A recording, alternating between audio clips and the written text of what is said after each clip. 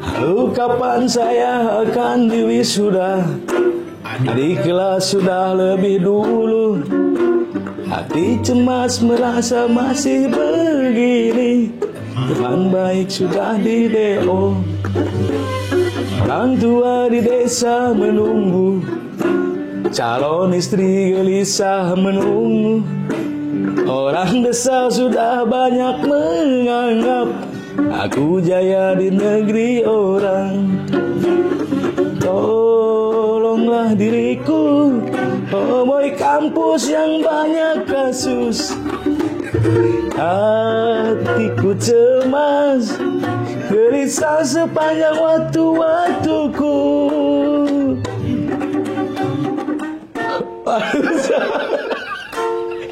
Mohon maaf saja, kira saya belum mulai nih. Ternyata sudah. Yang dari sisi tematik paling menarik itu saya. Nah, saya juga nggak tahu. Saya kan menjalani prosesnya aja, menyelesaikan disertasi agar selesai. Kemudian saya melakukan penelitian, kan begitu. Awalnya ya. Adapun itu bagus atau tidak, saya nggak peduli lah. Yang penting saya selesai S3 karena sudah dikejar-kejar. Kalau enggak kan saya harus ngembalikin uang beasiswa ke pemerintah. Gitu ya. Iya. Saya hari ini dimunculkan seperti ini, misalkan dengan membawa gitar kan bagian dari teori presentasi diri. Gitu ya. Saya tidak kelihatan seperti dosen, ya mohon maaf. Dan saya tidak mengkerdilkan profesi dosen. Iya nggak? Karena saya kalau di kelas kan tidak begini.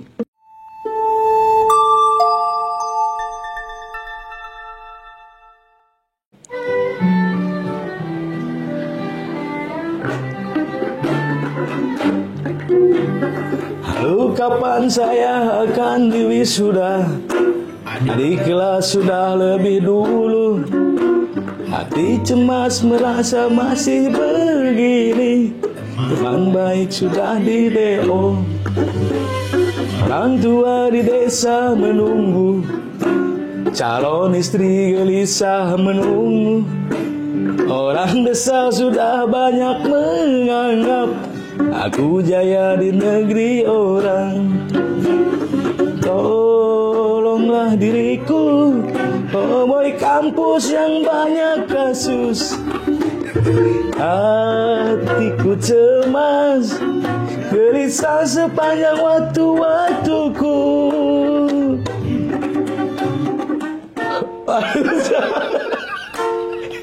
Mohon maaf saja, kira saya belum mulai nih. Ternyata sudah. Tapi nggak apa-apa ini. Kenapa? Dengan gitar kuning ini. Ya nggak tahu, saya malam ini kan malam minggu ya. Iya. Jadi saya dari jalan tadi ngebut. Kemudian memang sudah pengen cepet-cepet main gitar ini kan. Karena muncul keresahan di hati saya ini, Teja, begitu ya. Jadi saya mohon maaf, ini saya kira belum mulai acaranya. Jadi saya datang masuk langsung main gitar begitu kan. Ini lagu-lagu lama tapi memang cukup tepat saya nyanyikan malam ini. Gitu ya. Jadi ada teman-teman kampus yang belum lulus, semoga termotivasi dengan lagu ini ya. Ini pilih baik ini yang nyanyi ya. Baik, silakan Teja, saya jadi malu nih, gak enak. Andaru Media kali ini menghadirkan Om Dr. Eka Yusuf. Seorang dosen di program studi ilmu komunikasi Fakultas Ilmu Sosial dan Ilmu Politik Universitas Singa Perbangsa Karawang. Apa kabar Om? Alhamdulillah sehat. Teja gimana nih? Kan situ juga sama dosen. Iya. Sama kan? Bisa aja nih kerjain malam minggu nih. Iya. Oke. Om Eka. Jadi sekarang ini rutinitas lebih main gitar aja nih. Enggak. Jadi ini adalah bagian dari ekspresi aja.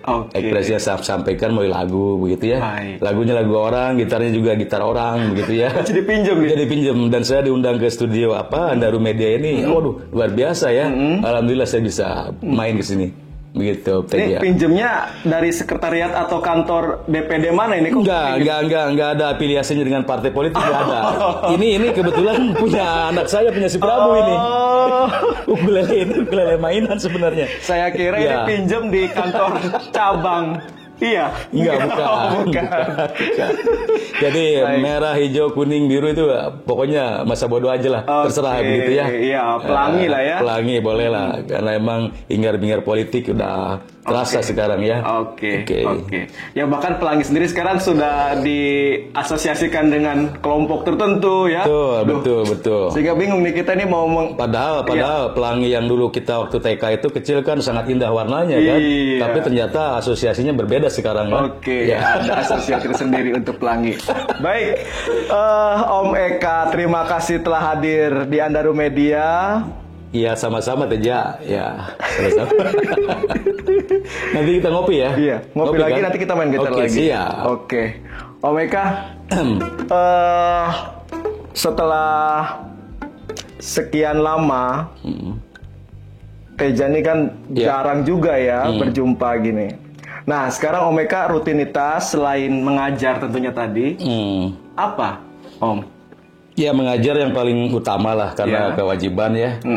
Kemudian saya ditunjuk juga, nggak tahu semester ini kan harus di filsafat komunikasi ya, sama Pak Dr. Jainal begitu ya. Nggak tahu itu, saya kira mudah-mudahan masih kompetensi saya lah begitu ya. Selain ngajar, juga saya membantu teman-teman di DPRD Karawang ya, di Dewan Pakar DPRD. Saya kebetulan juga ini mohon izin senior-senior saya, guru saya.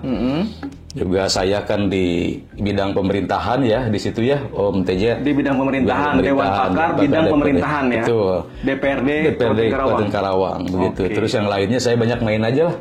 Jalan-jalan begitu. Main gitar. Instagram, sering posting gitu ya. Saya kadang joget-joget begitu ya di Instagram.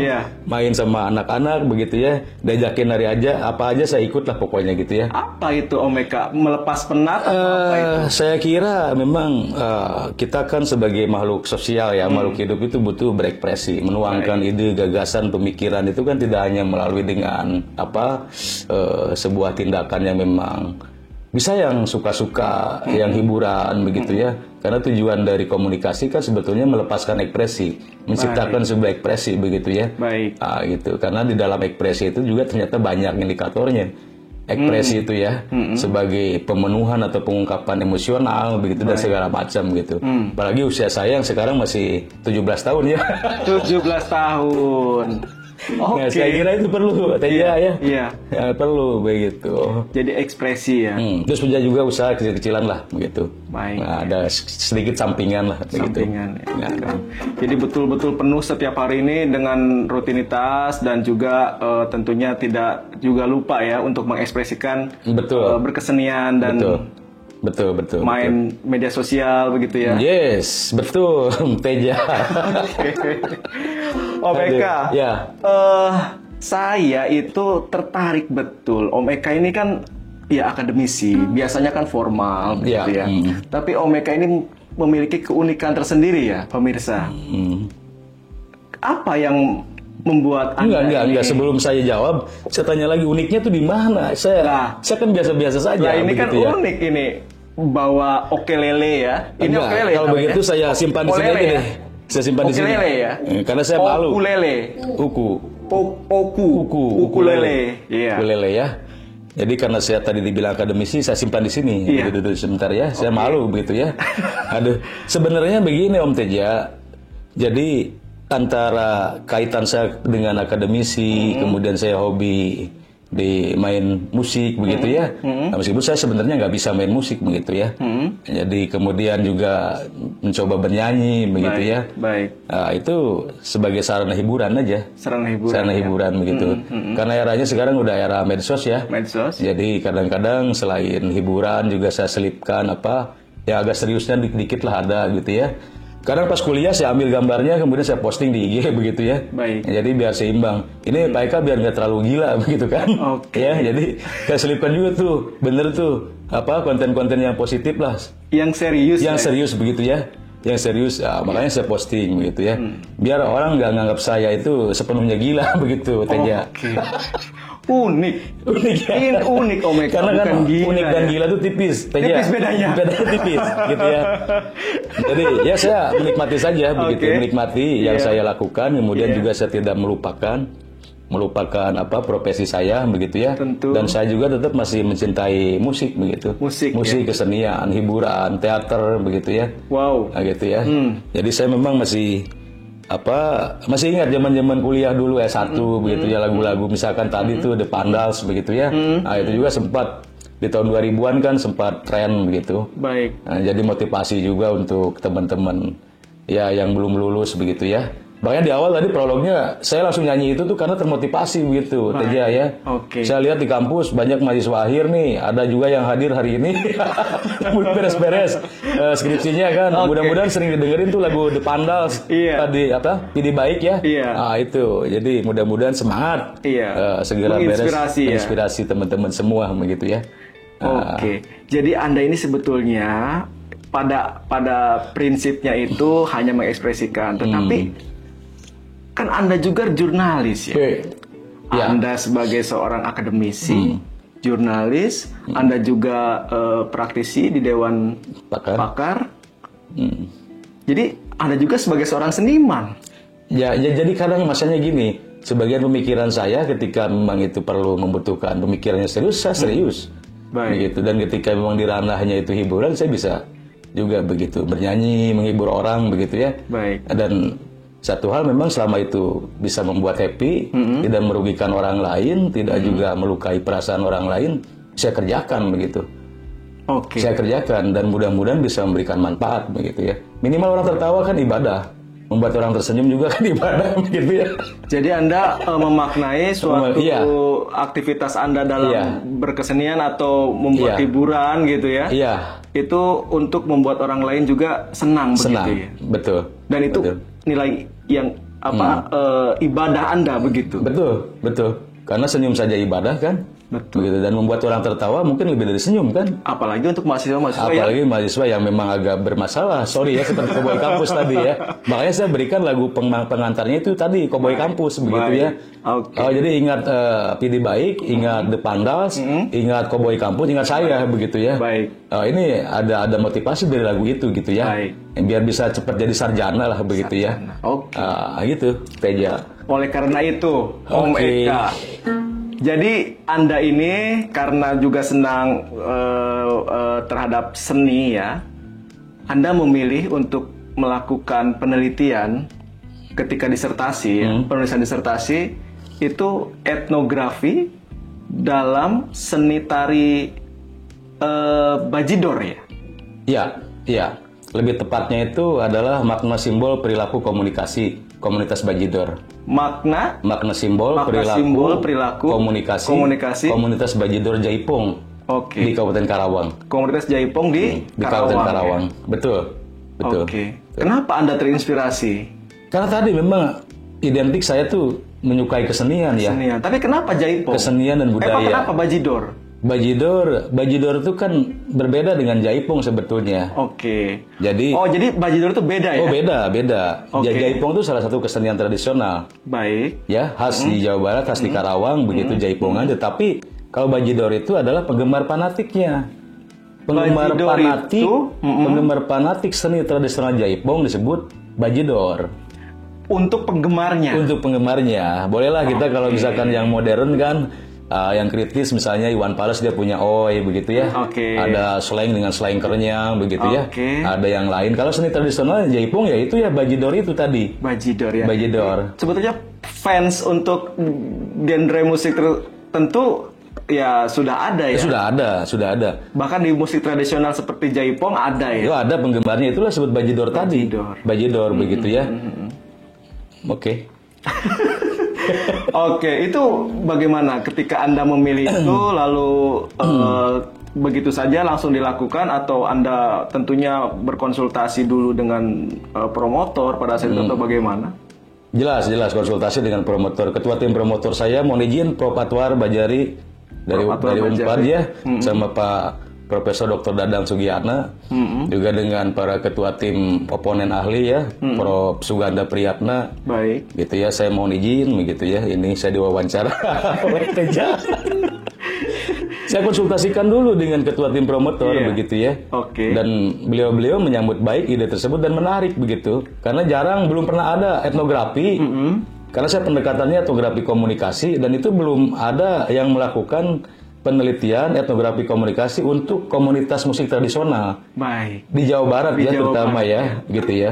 Dan memang sangat interest sekali begitu ya. Kalau mau sombongnya saya di fakultas itu kata teman saya, bocorannya yang paling menarik disertasinya saya. Oke. Sepikom itu di S3 ya. Baik. Itu iya, itu bocorannya. Karena yang lain mungkin sama etnografi pendekatannya, tapi yang dari sisi tematik paling menarik itu saya. Nah, saya juga nggak tahu. Saya kan menjalani prosesnya aja, menyelesaikan disertasi agar selesai. Kemudian saya melakukan penelitian kan begitu. Baik. Awalnya ya. Adapun itu bagus atau tidak, saya nggak peduli lah. Yang penting saya selesai S3 karena sudah dikejar-kejar. Kalau enggak kan saya harus ngembalikin uang beasiswa ke pemerintah. Oh gitu ya? Iya. Jadi Anda melakukan apa sesuai dengan minat Anda ya? Betul. Tentunya. Betul. Ya? Minat ini saya di situ. pembelajaran ya? Betul. Mahasiswa? Betul. Teman-teman semuanya? Betul. Teman-teman semuanya. Jadi ketika Anda memiliki minat ya, atau Anda memang berada di dunia tertentu ya, unit ontologis tertentu ya, Anda coba untuk eksplorasi di situ ya. Itu akan lebih mungkin bagaimana perasaan Artinya bahwa tema riset itu harus yang membuat kita menarik. kita happy melakukannya. Sehingga tidak terbebani. Tidak terbebani. Tugas akhir itu kita dengan happy. Satu adalah menarik menurut diri kita sendiri, ada kemenarikan. Yang kedua dari sisi konseptual, iya. Ya, kalau kita bicara secara ontologis bahwa fenomena itu memang betul ada dan sudah kita kuasai. Baik. Artinya kita mengenal betul bagaimana sebuah fenomena atau realitas itu ada sebelum riset itu dilakukan, karena itu adalah sebagai bukti pendukung yang sangat kuat ketika kita akan melakukan penggalian data begitu. Jadi realitas Bajidor ya sebagai kelompok fanatik ya yang menggandrungi seni tradisional Jaipong. Nah, itu sebuah realitas. Itu pun sebagai unit ontologis yang bisa kita gali, kita eksplorasi lebih jauh sehingga menghasilkan suatu karya ilmiah. Betul. Tapi saya tidak concern ke seni tradisional Jaipongnya, tidak. Ke Bajidornya. Ke Bajidornya. Jadi bagaimana ketika aspek perilaku komunikasinya dilakukan oleh mereka, para komunitas Bajidor itu. Baik di dalam lingkungan komunitasnya, ketika dia bersosialisasi, berinteraksi di antara komunitas, ataupun ketika komunitas itu sedang melakukan bajidoran di tempat hiburan Jaipongan. Artinya bajidoran ini aktivitas bajidoran di tempat Jaipong. Di tempat Jaipongan secara langsung di panggung begitu ya. Panggung pola hiburan. Komunikasi seperti apa yang digali begitu, yang muncul ya pada saat banyak. Jadi akhirnya saya menemukan banyak hal dari situ. Dari riset yang saya lakukan, karena saya hampir 2 tahun ya meriset itu. Dari 17 intensif 2018, kemudian 19 saya sidang promosi doktor. Artinya kan saya setahun itu memang harus betul-betul melakukan pendalaman, terlibat langsung di dalam objek penelitian. Karena sifatnya adalah penelitian etnografi komunikasi ini, dia harus terlibat langsung. Baik. Gitu ya. Jadi observasi partisipatori begitu ya. Jadi Anda juga harus langsung ikut sebagai seorang bajidor. Betul. Setiap malam saya keluar dari jam 7 malam sampai jam 3 pagi. Ngabajidor ikut. Saya memberikan uang saweran. Jadi harus begitu memang. Itu dilakukan dalam kurun waktu 1 tahun. Karena waktu itu karena waktu itu memang situasi belum COVID ya, alhamdulillah. Belum COVID. Jadi saya masih bisa bebas keliaran begitu. Jadi dimanapun ada seni Jaipong itu diselenggarakan, dipentaskan, betul. Anda hadir di sana. Hadir bersama dengan dengan mereka. Komunitas. Karena janjian saya dengan salah satu komunitas mana ini untuk berangkat ke salah satu tempat hiburan gitu, hajatan itu saya berangkat. Karena satu waktu yang di Subang saya mau ke sana, ternyata di Subang itu terjadi kerusuhan antar Bajidor. Antar kelompok Bajidor ribut. Jadi kelompok Bajidor juga ini macam-macam. Macam-macam. Biasanya ditentukan dari apa itu? Dari wilayah atau apa? Biasanya mereka membuat aja dengan sukarela, dia membentuk komunitasnya sendiri, gitu ya. Terserah suka-suka dia gitu. Kerusuhan. Ada ribut di sana di Subang. Jadi saya waktu kesana, jangan deh bahaya. Saya nggak jadi hanya berangkat. Gak mau saya. Gitu ya, gak mau yang di Subang. Iya, jadi resiko dalam penelitian juga ya harus dipertimbangkan betul. Pertimbangkan. Ya? Untuk keselamatan diri terutama ya. Betul. Jadi selama 1 tahun ini ikut dan Anda nyawer begitu? Nyawer. Memberikan uang, nyawer, berjoget juga jaipongan di depan uang saweran itu ada ketentuannya kah atau sesuai dengan level grup jaipong ini atau bagaimana itu? Kalau pas saya ikut nyawer, saya paling minimal 20 ribuan aja begitu ya. Tapi kalau yang lain komunitas itu sudah 50 ribuan. 50 ribu? Iya. 50 ribu itu satu kali nyawer? Satu kali aja, tapi nanti kan terus-terusan. Terusan? Per 50 itu terus? Iya terus, kalau komunitas baju itu. Jadi kalau dalam satu malam itu dia habis jutaan. Bahkan puluhan juta. Kalau saya kan hanya sekedar riset ya, maksudnya mohon maaf saya kan pas-pasan. 50 ribuan aja. Saya nggak mau sampai jutaan-jutaan begitu, karena kan besok saya ikut lagi. Nggak bajidor lagi gitu ya. Gitu, jadi saya receh-receh aja gitu ya, penting saya ikut gitu. Nah itu. Tapi kalau mereka komunitas bajidor, anggotanya ya beneran mereka tuh begitu. Sampai belasan juta, puluhan juta. Satu kali pertunjukan, dalam satu kali, satu malam pementasan. Habisnya. Apa yang mereka sehingga mereka mengeluarkan uang dengan ya tadi itu yang kemudian akhirnya saya temukan di dalam riset saya begitu ya. Jadi ada kepuasan di dalamnya, kemudian juga ada aspek harga diri, ada gengsi, itu ada harga diri, ada gengsi, ada kepuasan yang mereka pertaruhkan begitu. Baik. Karena itu sesuai dengan yang saya gunakan teori presentasi diri begitu. Presentasi diri dari Erving Goffman. Saya gunakan itu karena memang di situ ada beberapa atribusi penting dalam teori presentasi diri begitu ya. Salah satu diantaranya adalah ingin menunjukkan eksistensi dia, apakah dia itu memang berperan atau tidak, atau apakah dia memang berkuasa atau tidak terhadap orang lain. Karena pada dasarnya asumsi dasar dari penetrasi diri itu adalah untuk bisa membangun secara koheren bagaimana perilaku dia itu ditunjukkan atau ingin dilihat oleh orang lain seperti apa. Itu kan teori presentasi diri, presentasi diri begitu. Dari Erving Goffman. Saya hari ini dimunculkan seperti ini misalkan dengan membawa gitar kan bagian dari teori presentasi diri. Gitu ya. Saya tidak kelihatan seperti dosen, ya mohon maaf. Dan saya tidak mengkerdilkan profesi dosen. Iya enggak? Karena saya kalau di kelas kan tidak begini. Iya enggak? Jadi ada istilahnya apa yang saya apresiasi. Orang kecenderungan di dalam teori presentasi diri itu, apakah dia ingin melemahkan dirinya sendiri di hadapan orang lain, atau dia punya kebalikannya, ingin terlihat lebih hebat, atau untuk misalkan yang satu aspek lagi, salah satu atribusi itu menyebutkan bahwa dia ingin menunjukkan powernya terhadap orang lain bisa dengan menakut-nakuti, mengintimidasi. Itu juga sama presentasi diri. Pimpinan terhadap bawahannya misalnya. Sampai dengan nunjuk-nunjuk begitu ya. Atau sampai dengan kata-kata perintah yang lebih keras suaranya begitu. Itu kan juga sama. Itu adalah presentasi diri. Presentasi diri. Iya. Ada orang yang suka, saya pinjam uang dong, saya nggak punya uang nih. Iya. Padahal dia banyak uangnya. Itu juga sama. Menunjukkan bahwa dia itu sebenarnya lemah. Seolah-olah lemah. Jadi dia punya keinginan untuk pinjam uang ke orang begitu. Papayahan kalau istilah Sunda itu. Papayahan itu namanya. Ya, papayahan. Jadi pura-pura nggak punya uang, pura-pura susah, begitu. Padahal enggak. Itu juga bagian dari presentasi diri. Hati-hati. Jadi bolehlah terserah teman-teman mau pilih yang mana begitu. Jadi menunjukkan power atau dia seolah-olah lemah. Menunjukkan kelemahannya. Kelemahannya ya. 5 tipe atribusi. Tuh, ya. Dari teori presentasi diri Erving Goffman. Apa saja itu? Yang pertama ya, itu misalnya ketika orang itu ingin bisa memberikan sesuatu untuk orang lain, dia tampak menyenangkan orang lain. Bagaimana yang seringkali Om Eka lakukan? Boleh. Bisa seperti itu ya. Kadang dia juga menunjukkan bahwa kesan yang sangat bersahabat begitu ya. Tidak hanya itu, tetapi juga dia kan bisa juga memberikan pujian kepada orang lain begitu ya. Kemudian juga dia selalu membantu gitu ya selama proses interaksi itu. Itu kan memberikan dampak positif begitu ya bagi orang lain.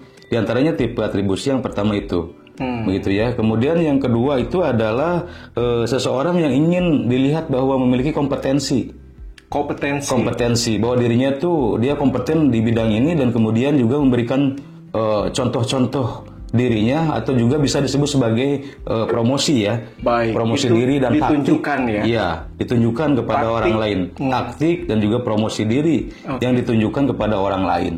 Itu juga adalah bagian dari atribusi yang tadi, yang nomor 2. Baik. Gitu. Kemudian yang berikutnya, yang ketiga itu adalah bagaimana ketika seseorang itu secara diam-diam dia juga menunjukkan strategi, begitu ya, untuk memberi contoh seperti menunjukkan kemampuannya, gitu, atau integritasnya atau nilai-nilainya, tapi tidak dengan memberitahu langsung kepada orang lain. Ini berbeda. Oke. Jadi secara diam-diam, begitu ya. Nah, dia punya kualitas, kapabilitas, tetapi dia tidak menunjukkannya secara langsung kepada orang lain.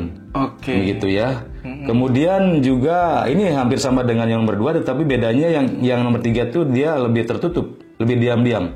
Kalau yang nomor 2 itu terbuka.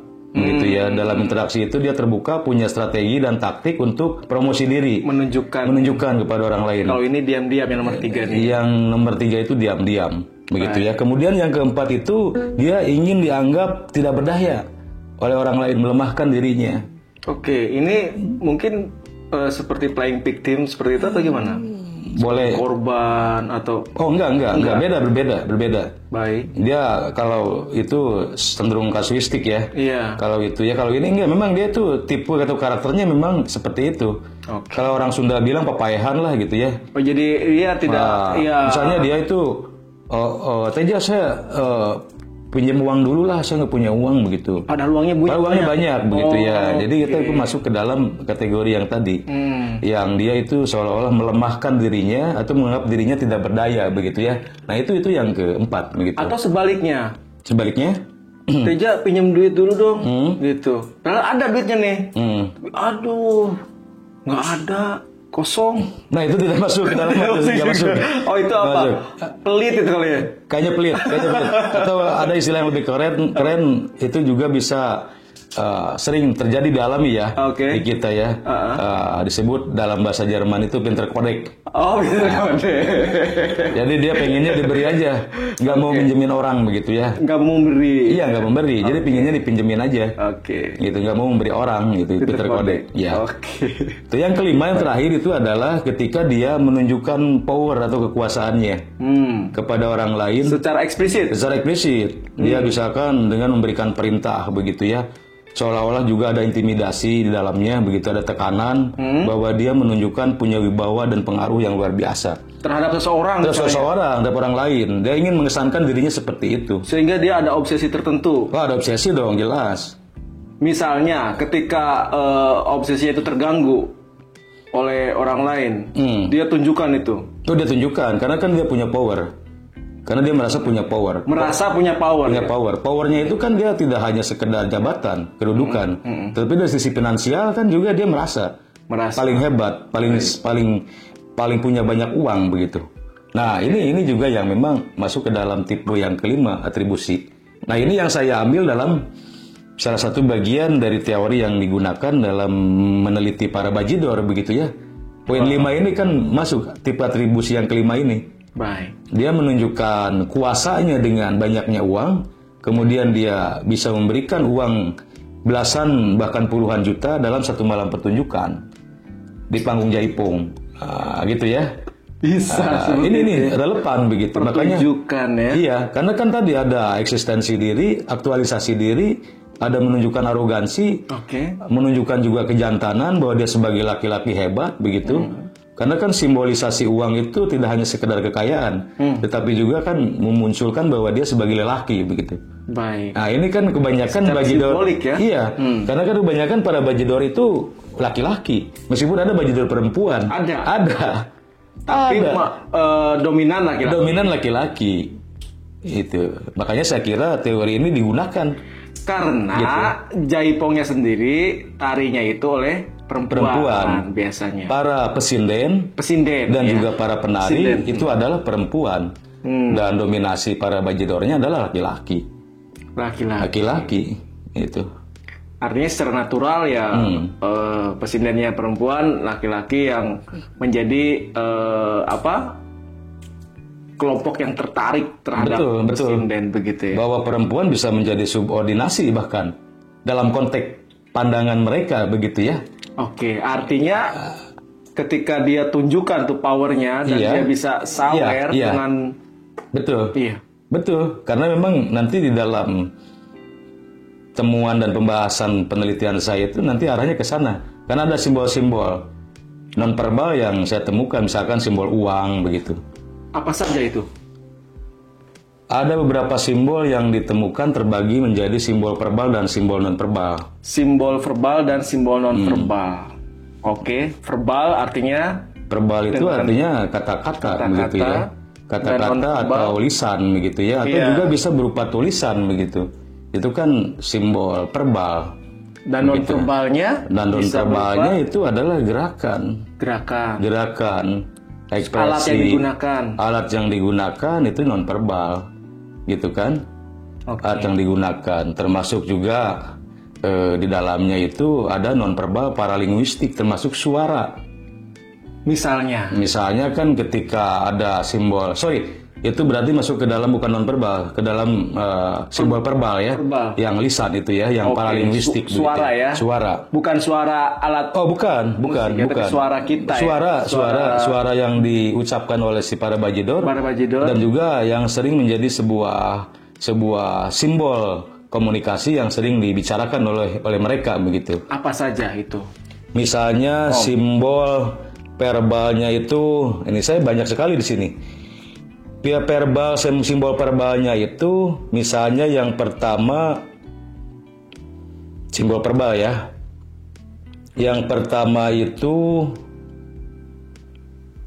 biasa disebutkan kata hobat. A-nya panjang. Iya, A-nya panjang. Hobat begitu. Oke. Iya. Itu maknanya apa? Nanti ada. Ya? Oke, nanti ada. Oke. Kemudian ada simbol verbal lainnya alakatung. Alakatung. Gimana? Alakatung. Diucapkan. Pengucapannya itu pada saat menyanyikan lagu, sinden menyanyikan lagu, kemudian bajidor juga menyampaikan itu alakatung begitu, menyebutkan. Sambil nyawer memberikan uang begitu alakatung ya. Alakatung, iya. Oke. Alakatung. Kemudian ada simbol verbal lainnya adalah ampiun. Mungkin dari kata ampun begitu ya. Mungkin dia memiliki maksud bahwa ini melebihi dari ekspektasi yang mereka harapkan gitu. Saking dia menikmati begitu. Saking menikmatinya ampiun begitu. Baik. Ampiun. Kemudian juga dia menyebut si baranyai. Si baranyai ya. Artinya untuk? Baranyai itu asosiasinya kepada para penari. Baranyai ini maknanya? Baranyai itu dia yang memiliki kecantikan yang sangat luar biasa. Oke. Baranyai gitu ya. Baranyai. Oke. Terus kemudian ada si jamparing. Ada kemudian juga istilah nambal atau tambalan. Ada mincig. Ada mencug dan ada opak begitu. Tambalan, mincig, opak, mencug, dan opak. Iya. Oke. Nih, saya bingung ini. Banyak itu simbol verbal itu yang memang sering diucapkan di antara mereka. Jadi makna simbolnya dari istilah-istilah tersebut tuh apa ya? Tadi seperti simbol misalnya makna simbol hobat begitu ya. Iya, verbal ya. Verbal ini simbol verbal, makna simbol verbal yang satu hobat. Ada sebutkan hobat begitu ya. Hobat begitu ya. Itu sebetulnya diteriakan oleh para bajidor yang dia tidak ikut ngibing di depan. Tidak ikut ngibing. Artinya dia hanya duduk saja di kursi. Tidak ikut jaipong, menari. Tidak ikut menari, tetapi dia duduk, tetapi dia menyemangati teman-temannya yang sedang mengibing. Jaipong di depan panggung. Menari begitu ya. Hobat itu diungkapkan. Hobat itu sebagai ungkapan kenikmatan atau kebahagiaan lah. Oleh para bajidor itu dianggapnya ada kepuasan. Masa dia bilang hobat begitu ya. Nah, itu ungkapan begitu. Hobat. Iya, jadi tapi dia tidak mengibing. Yang menyebutkan hobat itu tidak mengibing, tidak bajidor memberikan uang. Dia hanya duduk saja begitu, tapi teman-temannya di depan lagi menari gitu. lagi ikut ngabajidor lah begitu ya. Kemudian makna yang berikutnya itu adalah ala katung tadi ya. Ala katung begitu ya. Dimaknai para bajidor sebagai ungkapan kebahagiaan juga yang dilakukan para bajidor ketika menyaksikan pertunjukan jaipong. Jadi mungkin senang lah gitu ya. Dia happy begitu ya, ada ekspresi yang dia keluarkan, kemudian dia menyebutkan ala katung begitu ya. Ala katung gitu. Gimana? Ala katung. Biasanya gimana? Ala katung gitu ya. Ala katung gitu. Dia menyemangati juga sama ala katung begitu ya. Sama dengan obat gitu ya. Sama dengan obat begitu. Obat makan tadi ya. Obat begitu ya, dengan nada yang agak tinggi kemudian agak landai begitu ya. Ini mah ala katung cepat, ala katung misalnya begitu ya. Nah ini memperkuat bahwa ala katung sebagai ungkapan kepuasan atas penampilan jaipong yang ditunjukkan para pelaku seni jaipong. Jadi dia merasa menikmati itu adalah pertunjukan yang maksimal. Yang maksimal dia tonton, kemudian juga menurut dia paling bagus begitulah. Paling paling mantap begitu. Mantap itu ala katung ya. Ya. Itu ekspresinya memang begitu. Kemudian juga ada makna simbol verbal kata ampiun begitu ya. Ampiun begitu ya. Ampiun gitu ya. Ampiun ini ketika mereka dalam konteks bercanda sebenarnya. Mereka menyebutkan kata ampiun itu ketika mengungkapkan rasa takjub. Rasa takjub ya terhadap penampilan penari. Terhadap penampilan para penari. Ampiun begitu. Artinya berarti kan sangat luar biasa begitu. Ampiun itu kan ungkapan yang sangat lebih spesifik kepada para penarinya begitu ya. Ampun deh gitu. Pokoknya jos banget jos gitu. Nggak ada lawannya lah. Nggak ada tandingnya, ini berarti ampiun gitu. Nah itu ampiun ya. Itu maknanya, dimaknainya seperti itu. Jadi puas terhadap penampilan dari para penari jaipong begitu. Nah itu ampiun. Kemudian makna simbol mincig. Kalau mincig ini dimaknai oleh beberapa bajidor itu menunjukkan kekompakan dan kebersamaan yang dilakukan para penari jaipong begitu ya. Karena kalau mincig itu kan sebetulnya gerakan-gerakan yang memang dilakukan oleh para penari bersama-sama gitu ya, dengan para bajidor dengan tempo irama musik jaipong yang sangat cepat, mincig. Jadi ritmenya tuh cepat gitu ya. Biasanya gimana tuh diekspresikan gimana? Dibunyikannya gimana? Kalau yang biasa kan landai ya jaipong itu tepakan gendangnya. Ini irama gendangnya juga lebih dipercepat, temponya cepat. Itu kan saat mincig begitu. Mincig. Jadi mincig itu sering diucapkan bajidor sebetulnya merujuk kepada aktivitas gerakan tarian para penari jaipong gitu ya. Nah ini dimaknai oleh salah seorang bajidor nih. Saya sambil baca-baca ya ini karena ini riset begitu. Kegiatan mincig itu punya arti yang menunjukkan kekompakan tadi dan kebersamaan. Jadi harus kompak antara semua bajidor dengan para pelaku seni tradisional atau para nayaga gitu ya. Pemain musik, alat musik tradisional, gong, gendang, saron, begitu ya. Kemudian yang lain-lain itu dan juga penari, presiden ya kompak semuanya, termasuk juga para bajidor. Nah itu tapi gerakannya cepat itu ya. Ritmenya cepat, itu mincig begitu ya. Mincig. Kemudian juga ada makna simbol verbal mencug. Beda lagi nih. Mencug sekarang. Mencug itu dari asal katanya pencugan. Apa itu? Mencug ya, ini makna simbol verbal yang ini menyebutkan artinya berarti pada aktivitas gerakan tarian yang dilakukan bajidor di depan panggung ya. Jadi mencug itu memadukan tarian antara jaipong dengan pencak silat.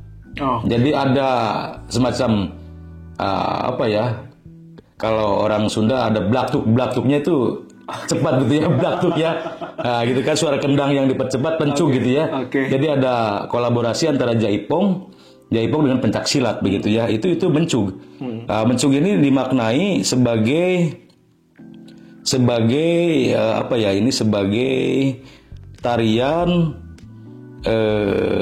jaipong yang mengkolaborasi gerakan jaipong dengan pencak silat. Tapi ini ada sisi humorisnya juga begitu ya. Kalau lihat dari gerakan mereka lagi mencug begitu ya. Nah, itu ya. Jadi ya agak bodor lah sebetulnya ya kalau gerakan itu ya. Jadi jaipong kemudian ada pencak silatnya begitu ya, dipadukan di situ kemudian terjadilah pencugan itu. Jadi mencug begitu ya. Nah, kemudian kalau arti secara ini maknanya itu berarti ini sebetulnya menjadi sebuah kata tanya yang dilontarkan para bajidor kepada rekan-rekan bajidor yang lain. Nah, sudah mencuk belum begitu? Oke. Gitu ya, sudah mencuk atau belum? Jadi artinya itu gerakan yang saya kira paling erotis mungkin ya bagi para bajidor ya, gerakan mencuk itu. Karena ini kalau orang tidak biasa pencak silat, gitu ya, itu agak susah memainkan kolaborasi gerakan jaipongan ngibing dengan pencak silat itu. Nah, agak susah begitu ya. Nah, ini berarti yang sangat apa? Artinya kalau sudah mencung itu sudah Jawa, sudah bajidor yang sangat kahot yang bisa mencung itu. Sudah kahot itu sudah. Iya. Sudah kahot itu artinya berarti sudah menjadi bajidor yang kawakan lah begitu ya. Mantap. Kawakan. Karena dalam pencugan ini selain tadi ada pencak silat, kemudian juga di dalam pencugan itu menunjukkan bahwa dia itu para bajidor sudah lama menggeluti profesi sebagai bajidornya begitulah ya. Bajidor senior lah tadi gitu ya. Nah, ini memang menarik begitu ya, memang unik begitu. Nah, itu saya kira makna simbol verbal begitu ya. Kemudian makna simbol si Baranyai tadi saya sebutkan si Baranyai, bahwa si Baranyai itu dimaknai sebagai simbol yang cukup menarik karena si Baranyai ini selalu tidak serta-merta ditujukan kepada semua penari, tetapi hanya penari yang memang secara khusus mendapat julukan si Baranyai. Baik. Jadi Baranyai ini dimaknai sebagai penari ataupun pesinden yang memang paling cantik.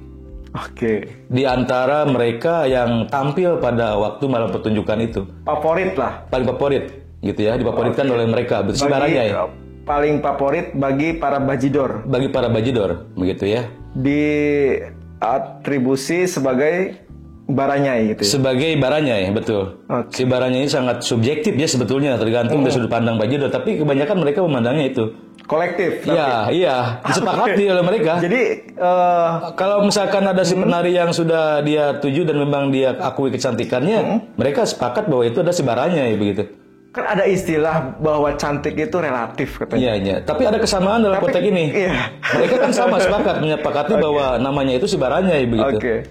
Dalam komunitas yang saya teliti ya begitu ya.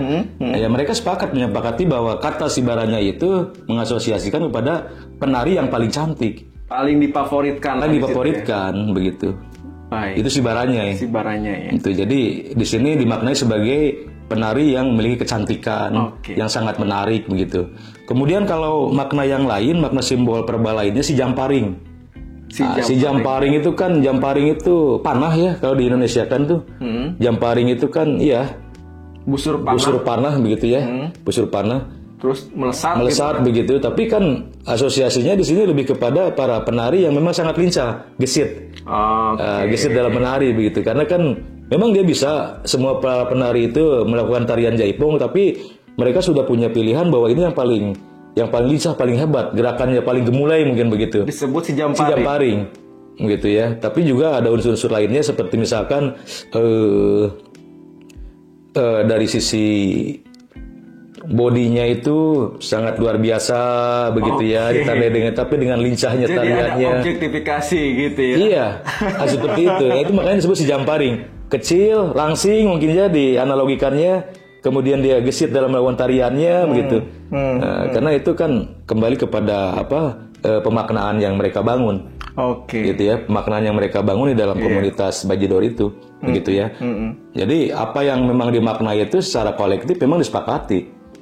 Di dalam komunitas itu. Nah itu makna simbol verbal ya, termasuk nama-nama simbol verbalnya begitu ya. Artinya memang sudah menjadi sudah hidup sedemikian rupa ya. Oh iya. Simbol-simbol ini ya. Betul. Betul ya. Seperti itu. Kemudian juga makna simbol verbal nambal ya atau tambalan tadi kan ada ya. Nambal atau tambalan. Ini sebenarnya kata tambal-tambalan ini sering diucapkan bajidor di akhir pertunjukan. Gitu. Artinya? Ya. Di akhir pertunjukan itu tambal itu memberikan uang tip lebih. Jadi ada tambal-tambalan kepada para pemain penabuh gamelan, baik untuk tukang kendang, tukang gong.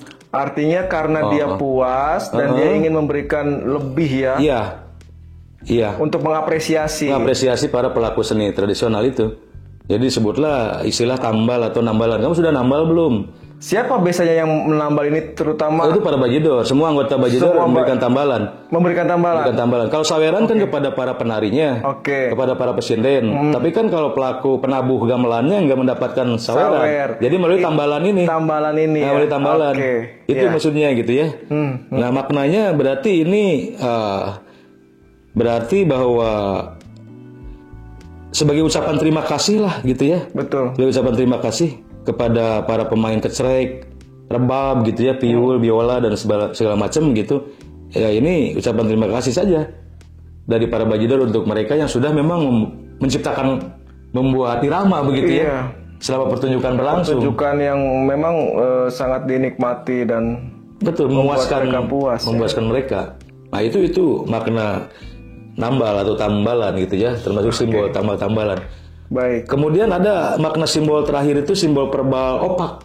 Apa opak ini? Kue opak kan? Bukan. Opak betul kue. Asosiasinya bahwa opak itu adalah sebuah makanan penganan yang kita kenal. Opak itu kan dari apa? Dari senasi ketan ya. Iya. Yang ditumbuk, kemudian dilembut-lembut, kemudian setelah itu dicetak bulat-bulat kan opak, kemudian dijemur, setelah dijemur kan dibakar opak. Opak itu menjadi salah satu makanan tradisional ciri khas masyarakat Karawang di pedesaan perkampungan. Itu yang menunjukkan bahwa di situ akan ada hajatan. Oke, jadi ada opak. Ada opak itu.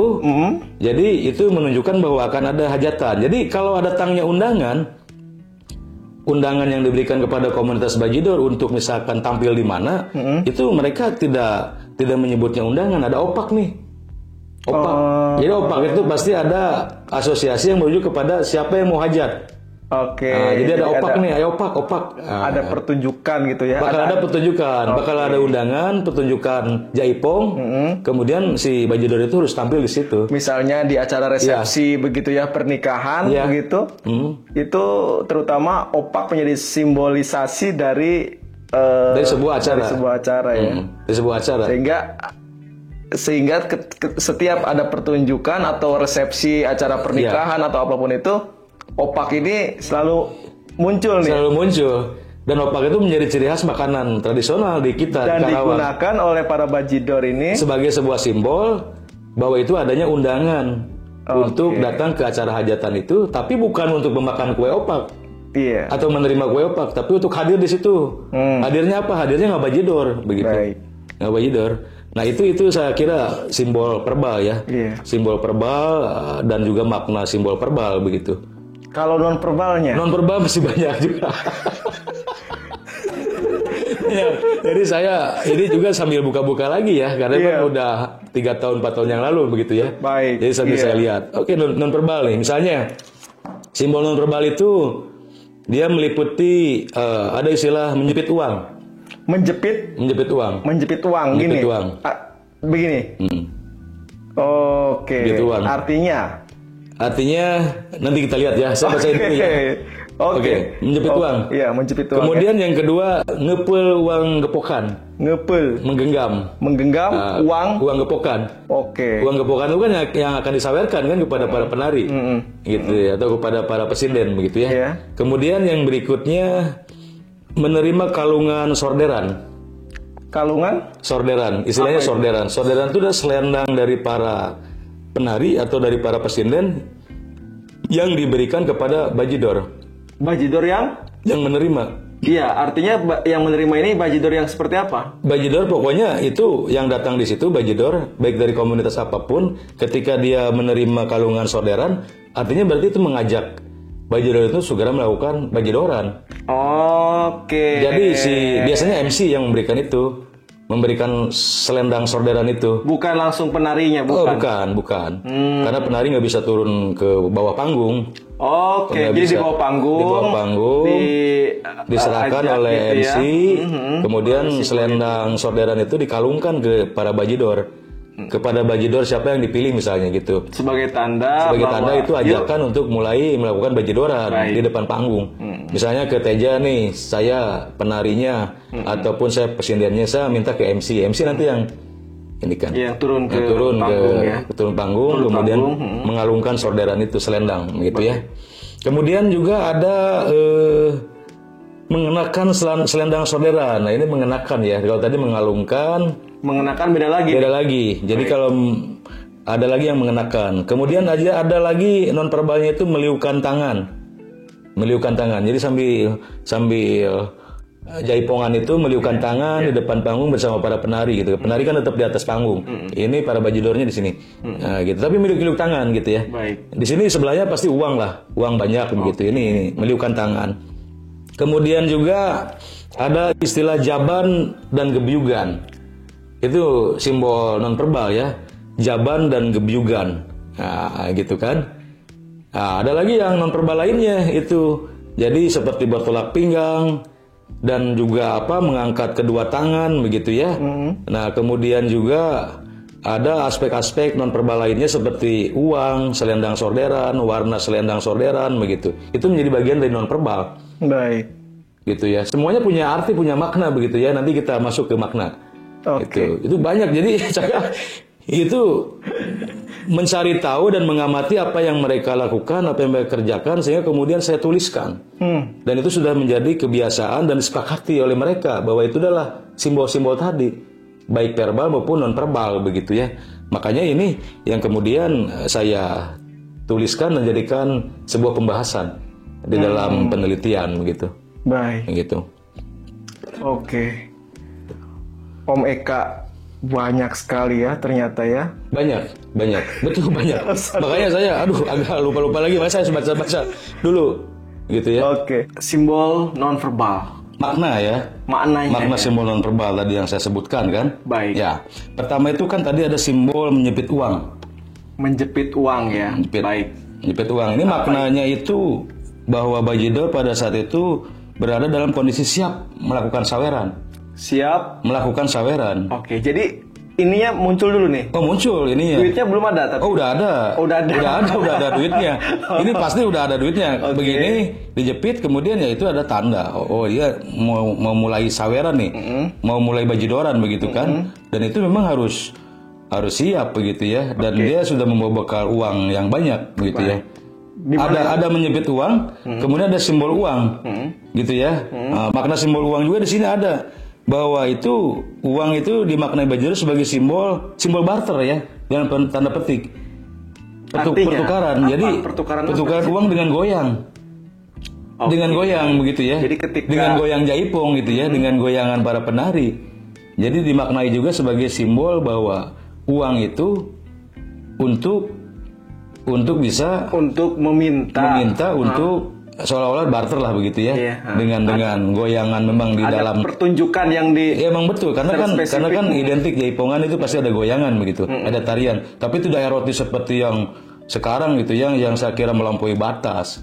Itu wajar-wajar lah begitu ya dalam konteks nari jaipong itu gitu ya.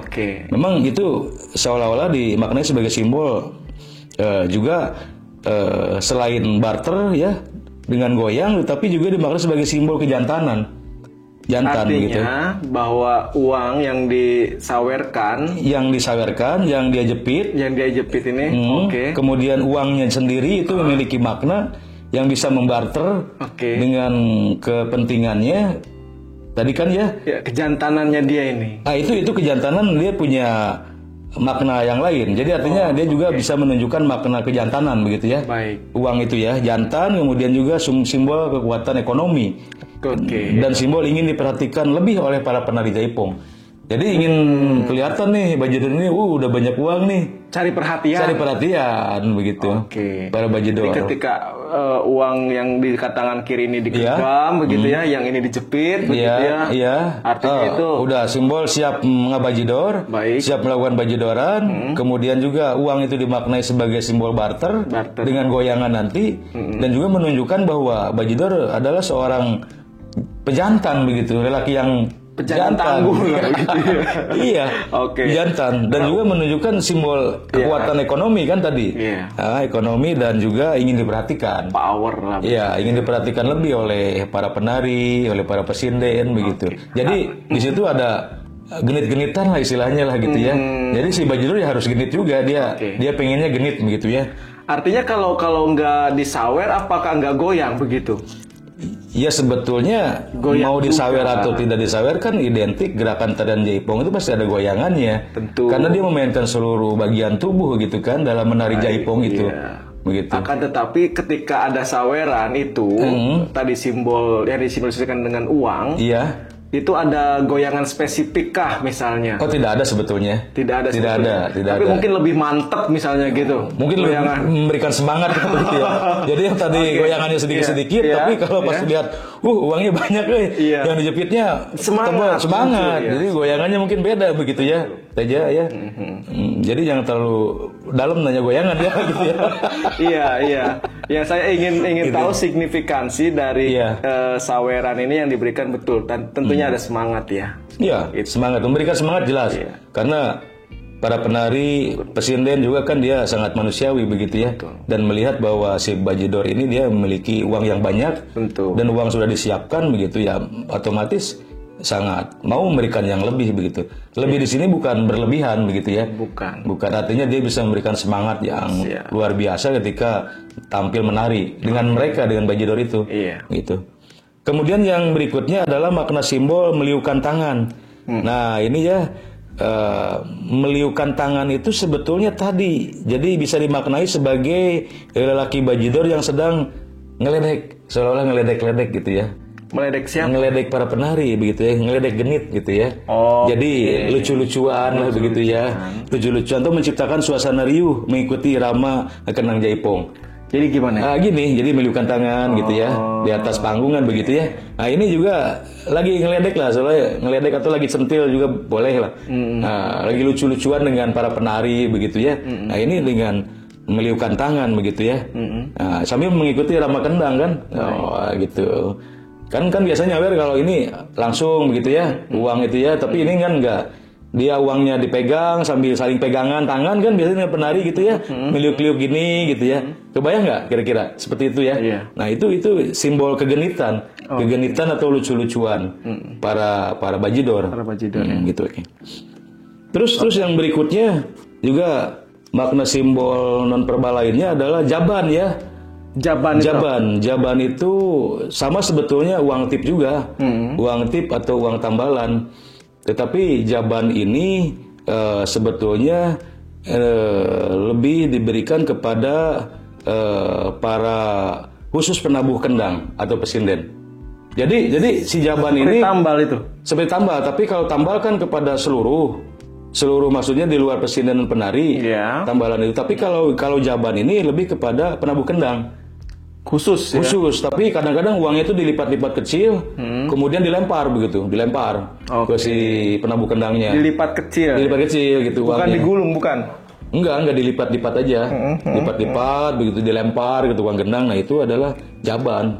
Karena saking dia paling capek kan, paling dominan tukang kendang. Yang paling capek menabuh alat musik itu kan kendang. Paling energik begitu ya, paling bersemangat begitu. Betul. Gitu. Jadi mungkin dia punya atensi khusus atau lebih dari para bajidor dengan memberikan uang jaban tadi, melempar uang jaban. Jaban juga disebut sebagai pertanggungjawaban, bisa. Jadi pertanggungjawaban atas tadi, atas atas tabuhan gendangnya yang sangat luar biasa, yang paling capek mungkin itu adalah apresiasi terhadap yang diberikan kepada tukang gendang. Itu jaban begitu ya. Jadi pertanggungjawaban. Si para bajidor merasa bahwa dia harus bertanggung jawab terhadap tukang gendang khususnya. Oke, jadi bertanggung jawab dong, artinya lu udah ini kan, udah ngerjain tukang gendang seolah-olah diperhatikan. Iya, karena kan yang paling capek tukang gendang. Sama pesinden juga tuh, vokalis kan. Pesinden kan vokalis. Nah, itu yang harus diberikan mendapat perhatian lebih ya. Dan harus mendapatkan pertanggungjawaban tuh dari setara bajidor gitu. Makanya itu uang dilempar. Oke, artinya ya. Jadi gitu. Ada engagement di sini ya. Ada keterlibatan bahwa saya merasa senang di sini gitu ya, merasa happy dengan pertunjukan sembilan rupa, terutama yang dilakukan ini oleh tukang kendang dan penyanyi dan pesinden ini ya. Nah, sehingga saya harus bertanggung jawab terhadap mereka. Iya. Karena kan yang lain tadi dapat kan di Tambalan tadi. Iya. Di luar tukang kendang Ini dan secara Pesinen, khusus. ini secara khusus. Baik. Begitu ya. Jamban ya? Jaban, begitu Jaban, begitu ya. Oke. Kemudian tadi makna ngepel uang gepokan ya, masih non verbal ini. Makna uang gepokan ini, makna ngepel uang gepokan ini dapat diartikan bajidor sedang menggenggam gepakan uang lembaran yang banyak. Mulai dari kelipatan 20.000 hingga 50.000-an misalnya begitu ya. 20.000 sampai 50.000. Iya, jadi artinya dia juga maknanya siap melakukan bajidoran sama dengan menjepit uang Oke. dengan dua jari ini. Jadi artinya ketika dia pun menggenggam uang gepokan begitu ya, berarti dia memiliki uang yang sangat banyak dan siap untuk melakukan bajidoran. Begitu dengan para pesinden, dengan para penari gitu ya. Itu artinya sama. Jadi menunjukkan bahwa dia punya uang banyak atau lebih gitu ya. Kemudian juga makna simbol menerima kalungan nih ya. Menerima kalungan selendang sorderan tadi maknanya berarti itu menarik begitu ya, menarik di kalangan bajidor. Jadi simbol menerima kalungan sorderan ini berarti sebagai memberi waktu menari atau ngibing ya, di antara para bajidor yang hadir. Mempersilahkan. Jadi yang kebagian selendang sorderan itu sudah mendapatkan suatu kehormatan, mereka bisa tampil sebetulnya lebih dulu. Tampil lebih dulu memulai bajidoran. Oh, artinya tidak boleh secara bersama-sama langsung semua begitu? Oh, belum dulu. Karena itu beda lagi. Itu kan di dalam istilah yang lain lagi ada gebyugan. Kalau itu gebyugan. Kalau gebyugan itu kan baru menari bersama begitu. Menari bersama seluruh komunitas bajidor menyatu di depan panggung, baru gebyugan di situ. Kalau di selendang ini itu mah personal dan itu suatu tanda kutip kehormatan yang diberikan biasanya kepada pimpinan komunitas bajidornya, ketua rombongan komunitas gitu ya, yang diberikan kesempatan terlebih dahulu untuk sebagai bentuk penghormatan langsung naik ke atas panggung.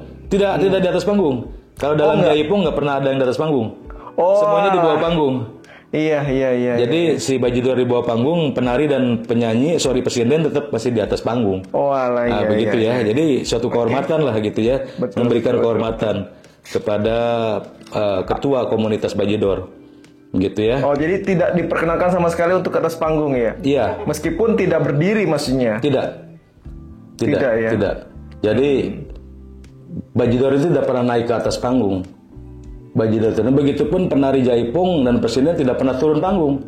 Itu tetap masih punya etika begitu ya. Mantap. Iya. Mohon maaf dibanding dengan kesenian tradisional yang lain mungkin ya, yang kita dengar ada yang begitu bahkan sampai bisa kemana begitu.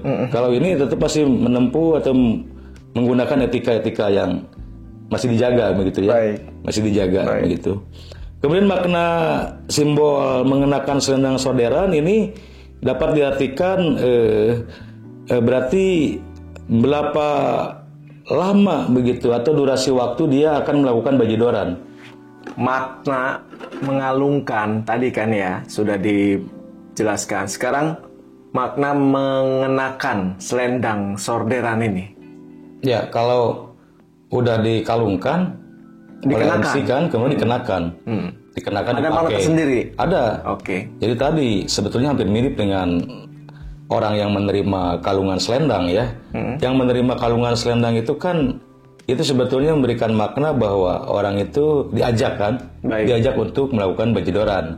Sekarang bagaimana dengan orang yang mengenakan selendang itu, selendang sorderan?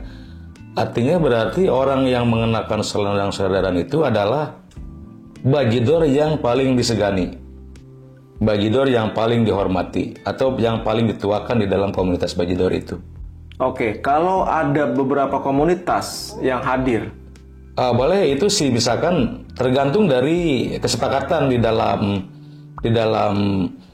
kegiatan itu ya. Misalnya ketika saya diberikan selendang kemudian dipakai oleh saya, tapi saya ngerasa bahwa itu belum pantas untuk mengenakan selendang, saya boleh menyerahkan lagi kepada bajidor yang lain. Boleh, selama itu memang menganggap atau memandang ada orang lain yang lebih pantas, yang lebih terhormat, misalkan gitu, nggak apa-apa. Nggak apa-apa. Jadi memang ada kalanya tidak mesti harus ada gesekan begitu ya di antara para anggota bajidor dan juga komunitas yang lain. Tidak, tapi mereka sangat kompromistis, juga sangat saling menghargai sebetulnya begitu. Emang ada berapa komunitas dulu yang? Oh, yang komunitas baju itu banyak. Banyak dari Karawang, Subang, Bekasi, Bogor, Tangerang begitu. Tetapi saya hanya concern di 3 komunitas yang saya teliti yang ada di Karawang saja, begitu. Dan kebetulan memang ketiga-tiganya itu ada di Kecamatan Telagasari. Ya, pertama komunitas Bajidor Bule Jaya, pimpinan Bule Jaya. Bule Jaya. Itu berdiri sejak?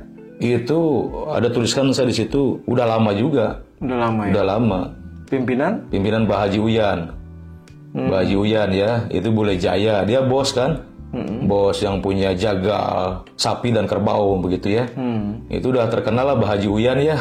Saya mohon izin juga Pak Haji Uyan. Kemudian komunitas Bajidor yang kedua yaitu grup komunitas Bajidor Coyor Panon. Coyor Panon itu di Desa Cadas Kertajaya, Telagasari. Pimpinannya itu Insinyur Udin Saipudin ya. Saya mohon izin. Juga saya mendengar kabar bahwa kemarin Insinyur Udin telah meninggal. Saya dapat kabar dari anaknya WA ke saya. Mohon maaf ya, Teja, saya ikut juga mengirimkan Fatihah untuk Insinyur Udin Saipudin. Dia ketua komunitas Bajidor Coyor Panon. Ya, kita kirim Fatihah ya. Semoga almarhum mendapat tempat yang layak di sisi Allah Subhanahu wa taala. Dia sangat membantu saya ketika riset itu dilakukan. Begitu. Untuk Insinyur Udin, Fatihah ya. Sayurillahirrahmanirrahim, Fatihah.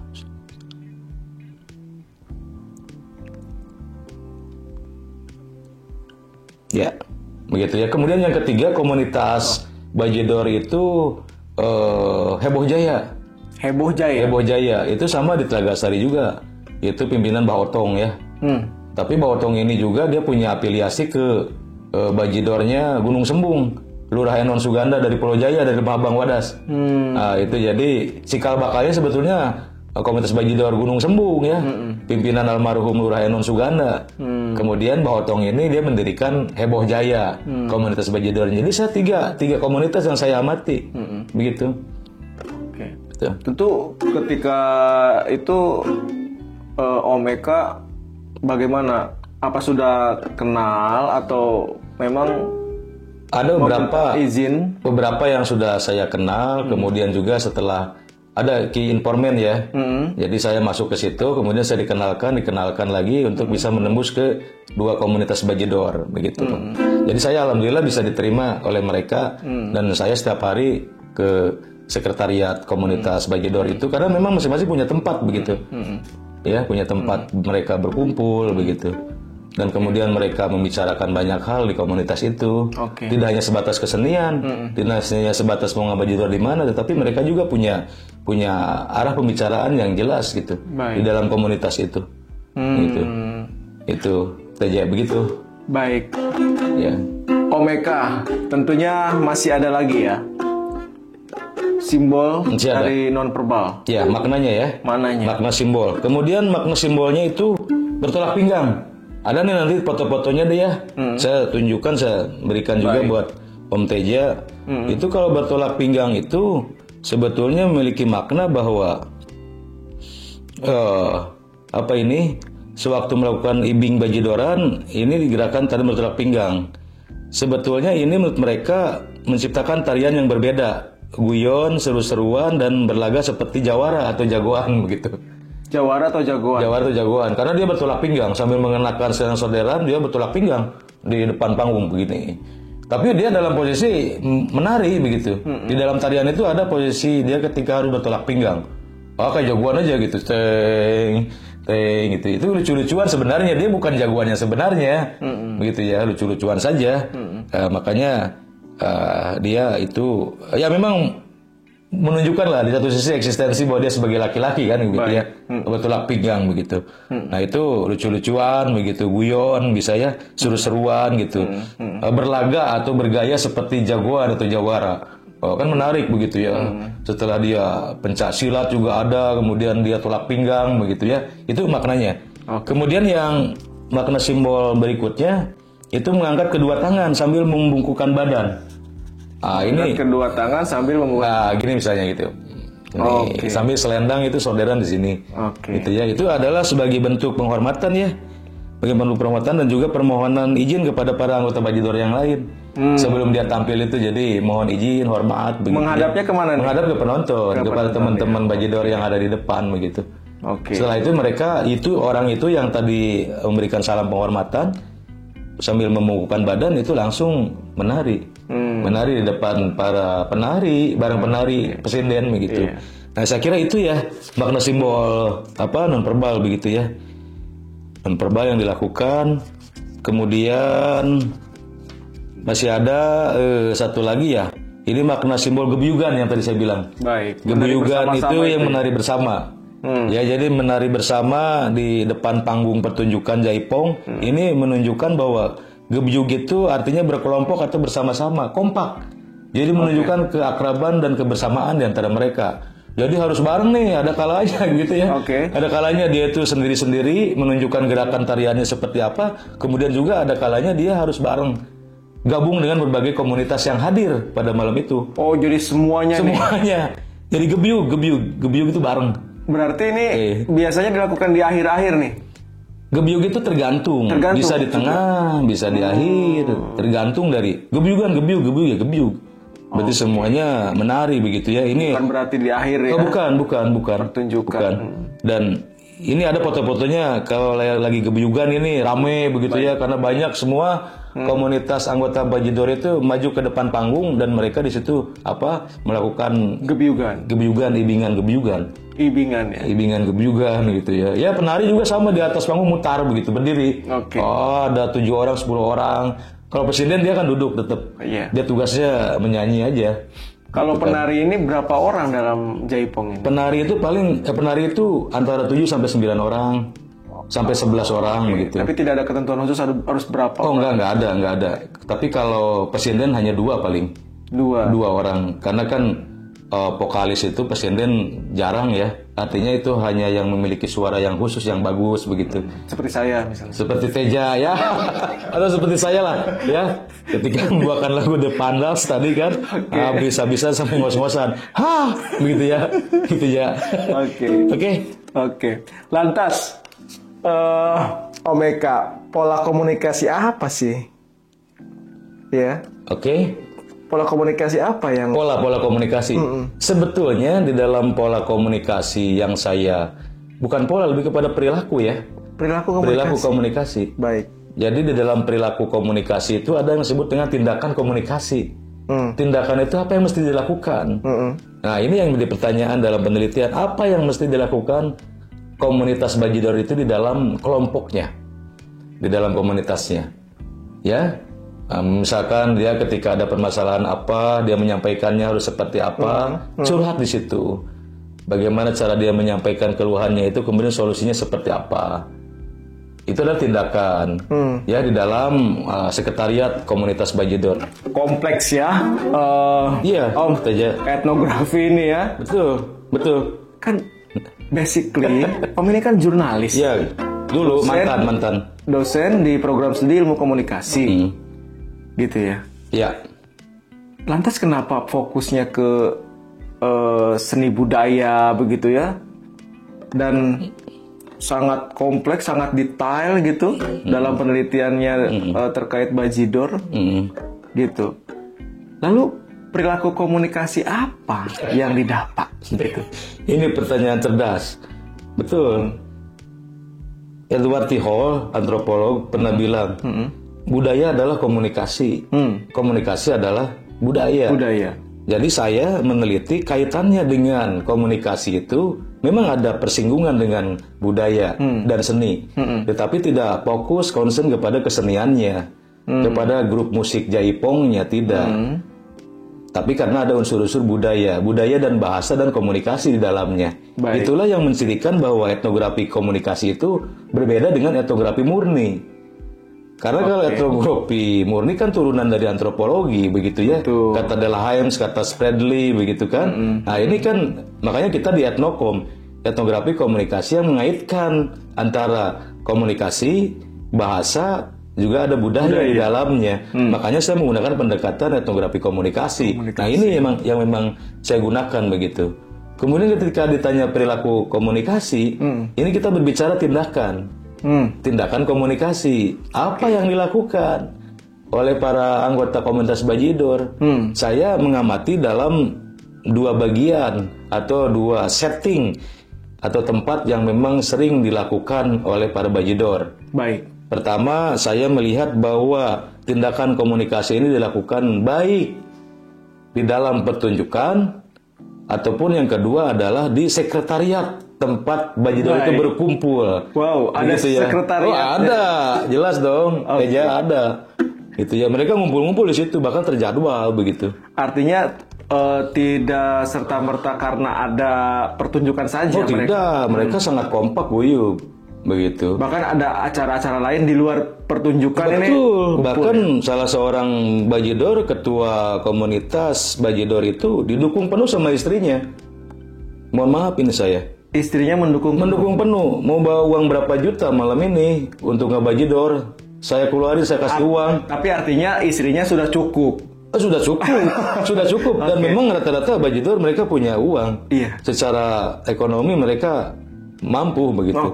Mampu. Artinya malah yang budgeting ini gitu ya, menganggarkan untuk uang yang keluar yang dibawa oleh suaminya sebagai Bajidor. Tidak apa-apa. Istrinya menyiapkan. Bahkan kalau dia pulang Bajidor jam 4 pagi, jam 5 pagi, tapi dia nggak mau mengganggu, membangunkan istrinya yang lagi tidur, biarin aja dia tidur di mobil gitu. Nunggu sampai pagi, sampai dibukain pintu. Tapi istrinya nggak marah. Malah dia ngasih uang kok buat nge-Bajidor gitu. Karena tahu betul, mengerti apa yang menjadi kebiasaan dan kesukaan dari suaminya Bajidor itu. Kan begini, Om. Ada mungkin stigma yang berkembang. Iya. Di kelompok para Bajidor ini. Nah, gimana ini? Memang tidak dipungkiri bahwa mereka sering dianggap yang negatif begitu ya. Sering disebut Bajidor dari akronim Abah Haji Tukang Ador begitu ya. Tukang Ador itu tukang ulin lah gitu ya, tukang jalan-jalan ngabisin uang begitu ya. Kadang identik dengan hal-hal yang negatif, tapi mereka sebetulnya tidak begitu ya, tidak seperti itu. Biarin saja, karena kan justru kehadirannya para Bajidor seperti yang saya tuliskan di dalam dalil disertasi itu bisa mengangkat perekonomian para grup-grup Jaipong. Kalau tidak lagi ada Bajidor yang memberikan kontribusi uang melalui saweran, siapa yang akan bisa melestarikan seni tradisional? Pertama, yang kedua memberikan kesejahteraan untuk para pelaku seninya, untuk tukang gong, tukang kenong, tukang kenil, tukang biul, tukang kendang, tukang kecrek, penari, pesinden. Dari mana uangnya? Sama halnya dengan sepak bola misalnya. Betul. Ketika tidak ada fans, tidak ada. Iya. Dari situ. Bahkan Mbah Namin, pimpinan grup Jaipong yang saya teliti, yang menjadikan sebagai di luar komunitas ya, grup Jaipongnya itu menyebutkan bahwa Bajidor itu adalah relasi. Pengertian Bajidor itu. Relasi itu adalah berarti hubungan mitra baik. Jaringan. Jadi kalau tidak ada Bajidor, Abah sedikit nggak punya uang. Betul, karena uang saweran itu dibagi-bagi. Tidak hanya untuk penari dan pesinden saja, tapi untuk semua dibagi. Tentu dengan ada komposisi-komposisi, begitu kan? Berapa untuk pimpinan rombongan grup Jaipong, berapa tukang kendang, berapa penari, berapa pesinden, begitu.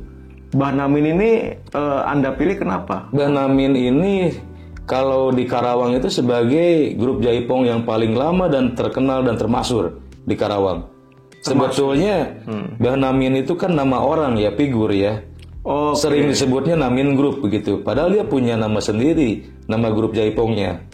Itu disebut Putra Rama Medal Mandiri Jaya, PRRMJ. Tetapi karena terkenalnya ikoniknya adalah Mbah Namin, jadi Namin Group. Meskipun banyak ya grup Jaipong di Karawang ya. Banyak lah di Karawang itu. Gitu. Tapi saya memilih Mbah Namin karena memang sudah dari dulu. Gitu. Dan juga dia sering dipanggil di acara-acara besar di Unpad begitu ya, oleh Pak Rektor, Pak Ganjar, Pak Tri, Prof Tri gitu ya. Sering-sering isi di Geraha Sanusi di Unpad begitu. Bahkan hubungannya dengan Dalang Dadan itu ya, itu sangat baik gitu ya, Bah Namin gitu. Gitu. Jadi saya memilih itu gitu ya, memilih grup Jaipong, Namin Group, gitu. Begitu, Teja, begitu. Tapi saya belum menjawab tindakan komunikasinya nih, perilaku ya belum ya? Ya, silakan. Gitu ya. Nah kalau misalkan tindakan komunikasi itu dilihat dari bagaimana saya mengamati di dalam sebuah pertunjukan ya. Ketika anggota Bajidor itu dia berada di tengah pertunjukan. Nah, apa yang biasanya dilakukan oleh mereka? Nah ini kan saya tuliskan di sini itu mereka misalnya harus dulu tidak langsung datang ke lokasi Jaipong, Jaipongan dibuka kan dia langsung ngabajur, enggak. Mereka mengikuti dulu prosesi seremonial kan, MC membuka begitu kan dengan bahasa Sunda gitu ya, Sunda Buhun, kemudian juga lagu wajib yang harus pertama kali ditampilkan itu ada Kembang Gadung begitu ya dan Kidung Salamet. Nah itu menjadi lagu wajib, tidak boleh ada Bajidor dulu langsung ngibing di situ sebelum lagu itu selesai. Nah gitu, jadi setelah itu selesai baru kemudian acara-acara lainnya dilakukan seperti Bajidoran yang tadi gitu kan. Ada etika yang tetap masih harus ditempuh atau digunakan oleh komunitas Bajidor begitu ya. Oke. Nah itu diantaranya, kemudian juga tindakan atau komunikasi di sekretariat sekretariat komunitas Bajidor begitu ya. Nah ini juga ada ini. Biasanya kalau tindakan komunikasi itu terkait dengan setting juga tempat ya, lokasi. Bahwa kita tahu bahwa salah satu komunitas Bajidor itu sekretariatnya dia bangunannya berbentuk balandongan. Nah, balandongan itu kan khas bangunan Karawang ya, yang dia itu biasanya ada di depan rumah atau di belakang rumah. Bentuk bangunannya tuh panjang gitu, kentengnya, terus ada tiang-tiang gitu ya. Mereka kalau yang satu komunitas ngumpulnya di situ gitu ya, di Balandongan. Balandongan juga memiliki arti terbuka begitu, mereka ngumpul di situ gitu ya. Kemudian bahwa Balandongan itu juga menjadi bagian dari simbol sebuah bangunan arsitektur khas Karawang karena bisa multifungsi. Selain tempat ngumpul, di waktu luang, di waktu paceklik, di waktu panen, si Balandongan itu bisa juga untuk menyimpan padi hasil panen. Bawa dari sawah kan ke situ. Dikumpulkan di situ, ditimbang di situ, dikarungin di situ, itu di Balandongan kan. Karena memang ada atapnya. Ada atapnya dan luas memanjang, terbuka. Itu ngumpul di situ. Gitu ya. Kemudian juga selain Balandongan, kita melihat lagi di dalam aktivitas mereka itu di sekretariat itu dilihat dari bentuk-bentuk komunikasinya, misalkan ya, bentuk komunikasinya ini cenderung misalkan instruksional ya, dari pimpinan ketua komunitas itu kepada anggotanya seperti apa, gitu ya. Jadi tidak bisa kalau ada apa-apa tuh langsung ini tapi ada iya nggak bisa. Apalagi si anggota memutuskan sendiri nggak bisa. Jadi memang harus ada etika yang dimiliki oleh mereka terkait dengan bagaimana cara menyampaikan informasi ataupun ingin meminta pendapat dari teman-teman komunitas Bajidor ini ada begitu ya. Dan yang saya lihat bahwa dari 3 komunitas Bajidor ini yang satu cenderung sangat egaliter ada tuh. Jadi bebas lah, boleh tidak melihat ada pimpinan, kita sama aja. Tapi ada yang satu instruksional begitu ya. Tadi karena mungkin sosoknya. Beda ya, karena sosoknya beda. Dan ketua komunitasnya dia juga berbeda. Pendidikannya, mohon maaf begitu ya, latar belakangnya berbeda. Jadi sehingga yang cenderung lebih tinggi pendidikannya dia sangat tidak memperhatikan itu. Artinya biasa aja lah gitu kan. Baik. Biasa aja kalau ada masalah apa. Dan temanya pun yang diobrolkan ringan, misalkan anaknya ditilang oleh polisi gitu sepulang sekolah dibicarakan di situ. Ya. Jadi ringan-ringan lah, tapi nanti minta pendapat begitu. Ya itu yang memang terjadi gitu, dan kemudian yang saya amati di dalam sekretariat komunitas Bajidor ketika mereka berkumpul gitu. Kemudian media komunikasi yang digunakannya itu tidak secanggih sekarang begitu ya. Kalau dulu kan hanya paling juga pakai setting WhatsApp aja ya, yang kemarin itu ya, atau pakai SMS gitu ya. Karena HP-nya nggak canggih-canggih saya kira ya. HP-nya Bajidor kemarin itu yang saya amati 2017-18 itu nggak canggih-canggih, belum canggih lah begitu ya. Meskipun mereka punya uang tentu. Meskipun punya uang, tapi mungkin karena di kampung begitu ya, gitu. Jadi handphonenya segala kadarnya sajalah. Jadi begitu mereka ini kebanyakan memang bukan tinggal di perkotaan begitu ya, wilayah perkotaan. Ya? Betul. Karena wilayah-wilayah Kalau di perkotaan saya kira sudah tergerus oleh modernisasi lagu ya, modernisasi budaya begitu kan. Karena cenderung yang menyenangi Jaipong itu juga masyarakat di sekitaran di wilayah perkampungan begitu ya. Secara umur Bajidor ini mereka tua, pada tua. Tua ya? Tua. Ada yang muda? Yang muda-muda itu terbatas, sedikit sekali jumlahnya. Banyak yang tua-tua. Mungkin yang muda sudah, kadang ada juga yang tidak tahu Jaipongan itu apa, begitu. Banyak anak-anak muda itu yang tidak tahu, begitu kan. Baik. Nah ini juga yang membuat saya prihatin ya, karena itu kan salah satu warisan seni tradisional budaya Karawang gitu kan, Jaipong itu. Kalau anak mudanya sudah tidak kenal lagi, hilang, kasihan begitu. Begitu Teja ya. Oke. Om. Ya. Om kan di lapangan nih 1 tahun lebih ya. Permasalahan apa sih yang muncul waktu itu? Sebetulnya kalau permasalahan yang sangat krusial tidak ada. Hanya saja memang ada riak-riak, misalkan konflik di antara Bajidor ada. Itu juga yang kadang saya harus men-schedule ulang bahwa saya hadir jangan ya ketika ada konflik begitu ya. Saya nggak mau yang bersiko lah, begitu ya, nggak mau bersiko. Dan juga dikasih tahu sama teman-teman Bajidor itu udah janganlah yang ke sana. Karena juga memang ada gesekan di antara komunitas Bajidor. Tapi dari ketiga komunitas Bajidor yang saya amati ini tidak ada gesekan mereka. Jadi saya senang gitu. Jadi komunitas ini masuk, ke sana masuk, ke satunya lagi juga masuk. Begitu Om. Gitu. Terus tujuannya apa sih sebenarnya nih? Tujuannya satu, saya itu ingin bahwa seni tradisional Jaipong itu tetap eksis, hadir sampai hari ini, karena salah satu warisan seni tradisional leluhur ya, yang sudah lama ada. Karena di dalam Jaipong itu ada juga kolaborasi dari berbagai jenis kesenian sebelumnya, yaitu ketuk tilu, pencak silat, begitu ya. Jadilah keliningan, kemudian jadilah Jaipongan itu, begitu ya. Jadi, ya nyampe sekarang di YouTube masih ada, masih banyak ya Jaipongan begitu, masih ada, begitu. Nah tujuannya itu satu, begitu ya, untuk pelestarian seni tradisional Jaipong. Karena menurut saya menarik bahwa itu adalah harus dilestarikan, itu budaya tradisi itu, gitu kan.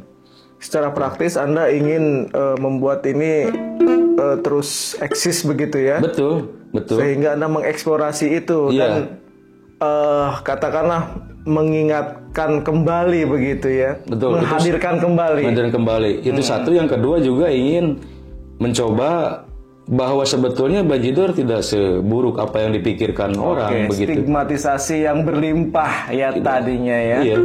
Tidak seperti itu.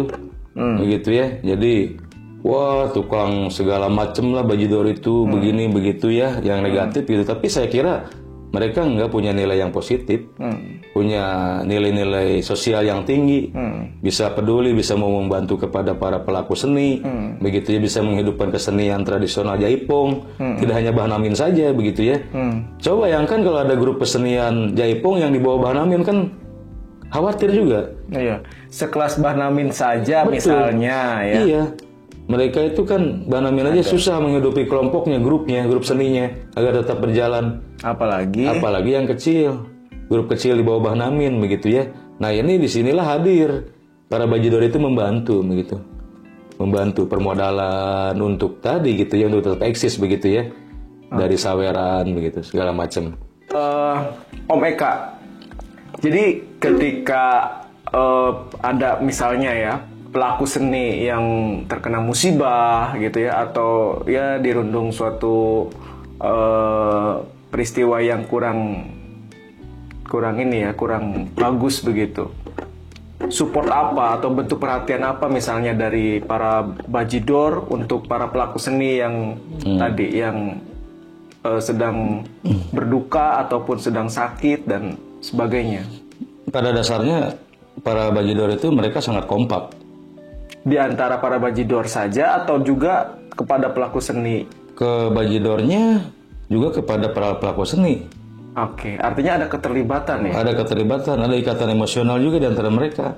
Kenapa? Karena mereka kan biasa ketemu di panggung penunjukan. Sedangkan sementara ketika ada kejadian yang tidak terduga, di luar pertunjukan mereka juga sangat interest begitu, responsif lah. Baik. Dengan kejadian-kejadian dia biasa aja nengok begitu. Kalau ada yang lagi sakit, misalkan penabuh gamelan, paranayaga atau pesinden atau penari begitu ya. Oh, dijenguk juga, diberikan perhatian gitu. Kemudian diberikan apa istilahnya untuk obat sakit begitu ya. Iya. Atau misalkan seperti apa ya sebutnya tuh ya makanan ataupun ada bantuan keuangan juga disupport begitu. Baik. Apalagi di antara mereka dengan para bajidor itu sendiri, itu mereka akan sangat kompak. Ada kegiatan apapun dimanapun mereka kompak, bahkan dia punya atribut sendiri juga. Masing-masing komunitas itu dia punya kaosnya, punya bajunya, begitu ya. Seragam dan namanya juga kan itu nggak sembarangan. Nama-nama komunitas itu kan sudah disepakati bersama. Baik. Begitu ya, dan punya arti juga begitu ya. Punya arti tersendiri buat mereka begitu. Kenapa harus Soyor Panon, kenapa harus Bule Jaya, kenapa harus Heboh Jaya misalnya begitu ya. Itu punya arti bagi mereka begitu. Ya kan saking kompaknya. Iya, gitu. Begitu sangat kompleks ya. Iya. Detail ya. Sehingga itu kenapa Om Eka ini memilih etnografi begitu ya. Karena itu salah satu metode yang bisa memotret sebuah realitas dalam penelitian ini adalah etnografi.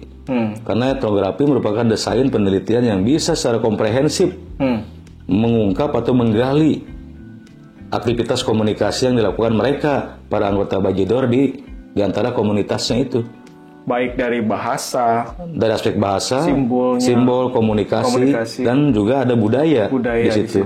Artefak-artefak itu. Artefak-artefak itu juga. Kemudian juga ada yang lain-lain, ada misalkan ada ritual, ada mitos, begitu ya. Ada di dalamnya kepercayaan-kepercayaan. Tembangnya itu. Misal kenapa harus kembang gadung dan kidung salamet di awal itu. Itu juga mereka meyakini gitu ya, tidak hanya Bajidor tapi juga para pelaku seni meyakini bahwa memang itulah sebuah keharusan. Oke. Itu interaksi dengan alam begitu. Oh iya, bahkan satu cerita dari Bah Namin, dia pun juga melihat jam-jam manggung ataupun tempat-tempat manggung. Misalkan ke daerah barat, misalkan di wilayah tertentu dia panggung itu jangan menghadap ke sebelah mana. Oke. Itu ada mistiknya juga ya, ada aroma mistik begitu yang memang susah dimengerti secara logika lah, tapi mereka meyakini itu gitu ya. Nah itu kaitannya ke situ, budaya begitu ya. Budaya gitu. Jadi ada mistiknya, ada budayanya begitu. Lengkap, ada aktivitas komunikasinya begitu ya. Kemudian juga cara kita melihat bagaimana mereka berkomunikasi di komunitas itu, di sekretariat, kita selalu menggunakan panduan atau acuan dari Delhaims itu yang konsep speaking ya. Dalam settingnya, tempatnya di mana, siapa partisipan yang terlibatnya, tujuannya apa, gitu kan? Kemudian siapa harus berbicara apa, gitu ya, genrenya genre apa. Bahkan ketika dia itu ngabodor, itu jok-joknya itu seperti apa, harus tahu kita. Oke. Itu punya karakteristik tersendiri. Punya karakteristik tersendiri dan memang itu sangat-sangat komplit begitu ya. Oke, dan mungkin hanya bisa dimengerti oleh kelompoknya mungkin. Iya betul. Hanya dimengerti oleh kelompoknya itu dan kita memahami itu. Apa yang mereka artikan, mereka maknai, mereka pahami, kita harus tahu. Makanya tuntutan dari peneliti etnografi itu harus terlibat langsung. Si peneliti itu tidak bisa dia meminjam pendapat orang lain. Karena kita butuh observasi, pengamatan langsung. Lalu, begitu. Kenapa Anda memilih Bajidor? Apakah Anda sendiri seorang Bajidor? Teja, saya dosen. Kan begitu ya. Oh lah, dosen. Tapi di samping dosen, kalau Bajidor itu artinya harus punya banyak uang. Lah, tapi saya kan nggak punya banyak uang. Tapi saya bukan berarti menggunakan teori presentasi diri tadi, ya. Oke. Enggak, emang saya fakta.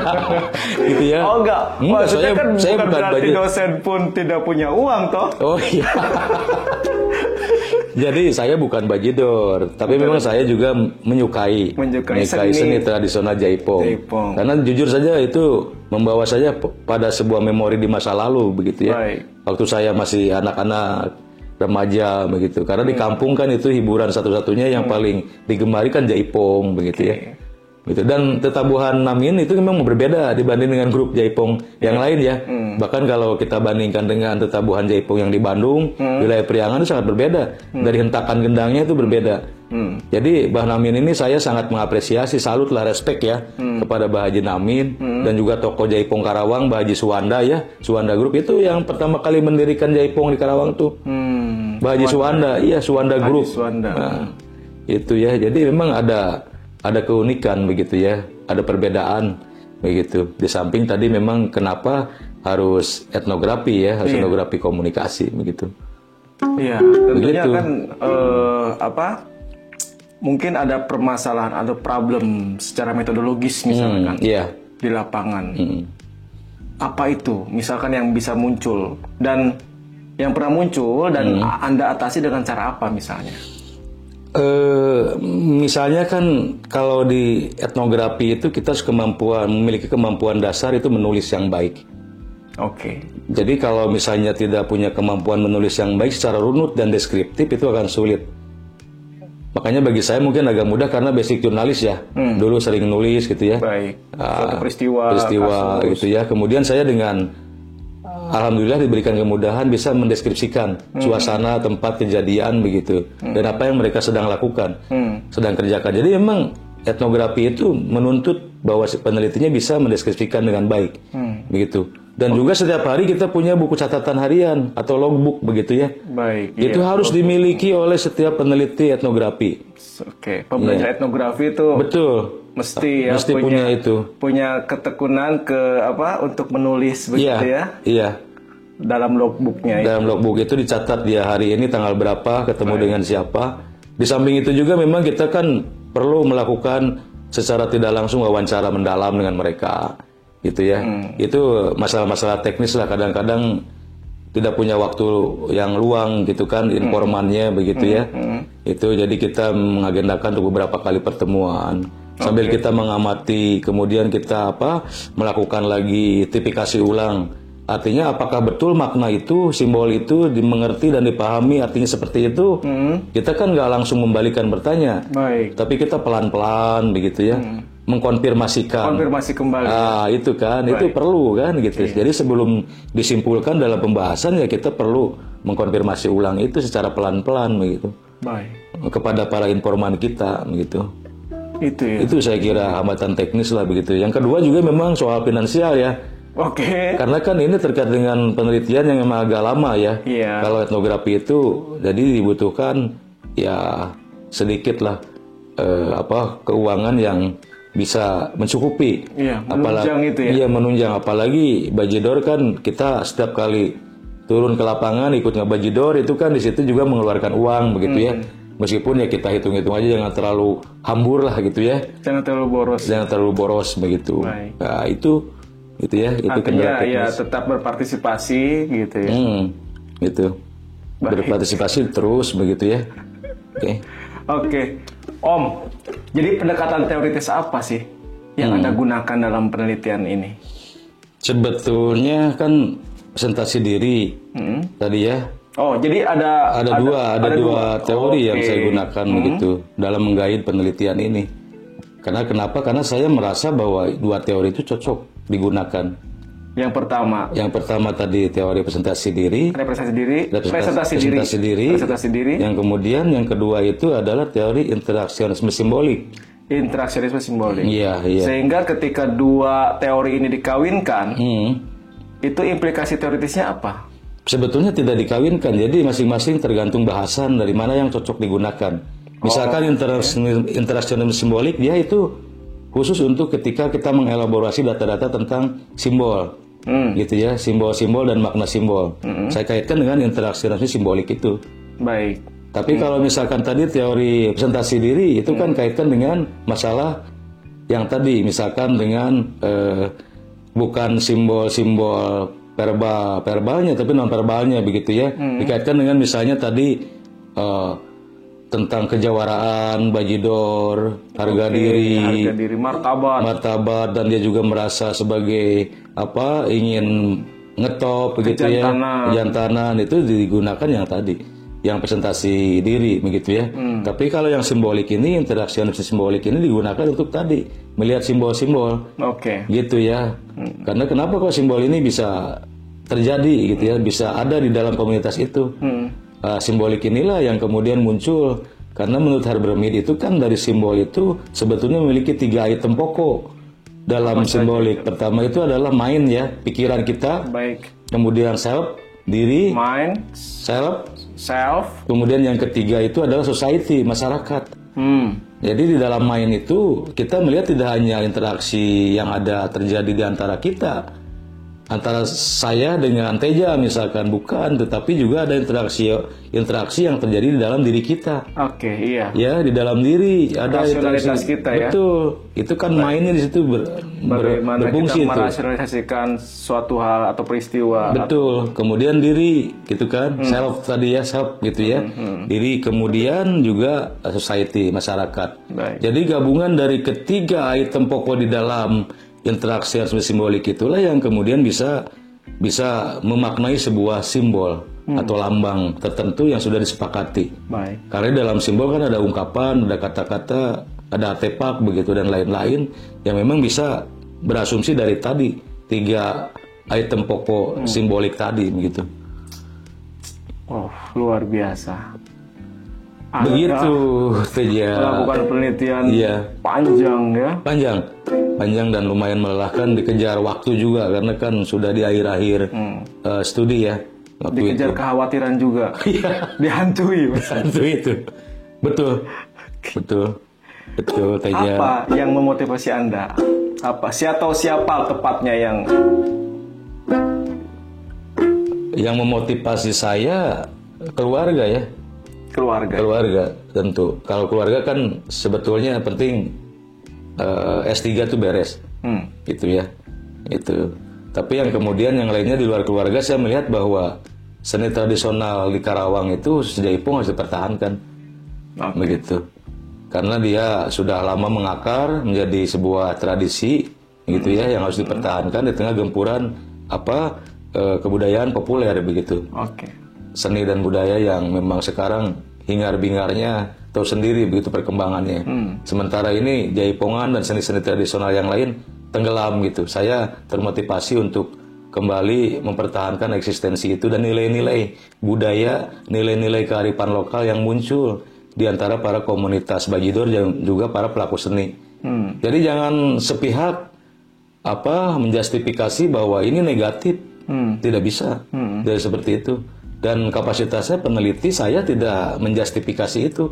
Terlepas itu perilakunya menyimpang atau tidak menyimpang bukan urusan kita, urusan saya sebagai peneliti. Saya hanya menghadirkan fakta yang ada seperti itu, fenomena, dan kemudian mengelaborasinya, menganalisa melalui pembahasan di dalam disertasi itu dan kemudian memunculkan dalil-dalil begitu, dalil-dalil disertasi. Nah itu begitu Teja. Ya. Om. Gitu. Untuk para pembelajar atau para yang juga berminat untuk melakukan studi etnografi, apa kira-kira saran maupun pesan yang Om Eka ingin sampaikan kepada mereka bagaimana melakukan suatu studi etnografi atau penelitian etnografi? Pertama harus tahan banting ya. Artinya jangan cengeng lah. Kemudian kedua, diperhatikan juga akses masuk menuju ke objek yang dituju kepada komunitas. Karena kan etnografi itu identik dengan komunitas, kelompok. Bagaimana gatekeeper mungkin betul, bagaimana gatekeeper itu bisa membawa kita ke dalam informan-informan yang lain gitu di dalam kelompok itu. Nah itu diperhitungkan. Ketiga, kemampuan mendeskripsikan sesuatu juga harus jelas. Dan kemampuan dalam menganalisa begitu ya, itu harus jelas. Kalau 3 kemampuan itu ada, percaya diri, insya Allah bisa dikerjakan dan hasilnya lebih maksimal dan tidak hanya tebal begitu ya hasil penelitiannya, tapi juga bisa memberikan banyak warna menurut saya gitu ya. Karena saya memang menyenangi kualitatif ya. Meskipun waktu S2 saya kuantitatif gitu ya. Tapi saya kembali ke kualitatif saja deh, begitu ya. Karena saya kira bisa memberikan nilai-nilai yang lebih begitu ya, meskipun memang subjektif begitu ya. Penelitian kualitatif itu. Itu saya kira Teja. Jadi saran-sarannya begitu ya. Gitu. Jadi keunikan tetap harus dijaga, kebaruan juga dijaga dalam penelitian etnografi itu. Tapi kedalaman jangan ditanyakan lagi deh. Kedalaman, komprehensivitas gitu itu pasti akan terdapat. Itu tidak dapat ditoleransi itu ya? Iya, pasti itu akan kena begitu didapatnya. Sudah seharusnya. Sudah seharusnya. Bahkan 2 profesor di Unpad, mohon izin Prof. Atwar, saya juga sudah disarankan untuk menulis buku. Sekarang melambungkan buku ini dari disertasi ini bersama Pak Prof. Suganda Priyatna, begitu ya. Insya Allah nanti saya akan lagi berjuang menulis buku dari disertasi ini gitu ya. Mudah-mudahan doanya Teja ya. Iya, tentu saja. Doanya tentu gitu, mudah-mudahan gitu ya. Tentu gitu, saja. ini bisa dibukukan gitu dan bermanfaat gitu ya. Baik. Jadi bermanfaat buat tidak hanya kalangan akademisi tapi juga buat semua masyarakat Indonesia, masyarakat Jawa Barat yang memang mencintai seni tradisional, khususnya Jaipong begitu. Yang sudah hampir diambang kepunahan. Saya sedih begitu ya. Nah itu saya tidak mau begitu, tidak mau bahwa ini akan hilang begitu saja. Ini warisan loh, warisan seni budaya leluhur, begitu ya, harus dilestarikan. Nah itu semangatnya begitu ya, semangatnya. Baik, pemirsa, begitu Om Eka mengatakan bahwa harus tahan banting ya, harus tahan banting dan memang ada penguatan-penguatan tertentu khususnya ketika kita melakukan studi etnografi. Tetapi percayalah bahwa dengan niat tentunya dan ketekunan kita bisa melalui studi-studi kita, baik itu etnografi maupun studi yang lainnya yang teman-teman pilih ya, untuk menyelesaikan kuliah baik S1, S2 maupun S3. Iya. Oke. Om Eka, terima kasih banyak sama-sama Teja hadir dan berbagi kepada kita semua. Saya boleh titip salam nggak? Oke, silakan. Saya buat Prof. Kuswarno ya. Itu penulis buku etnografi komunikasi juga, saya ucapkan terima kasih.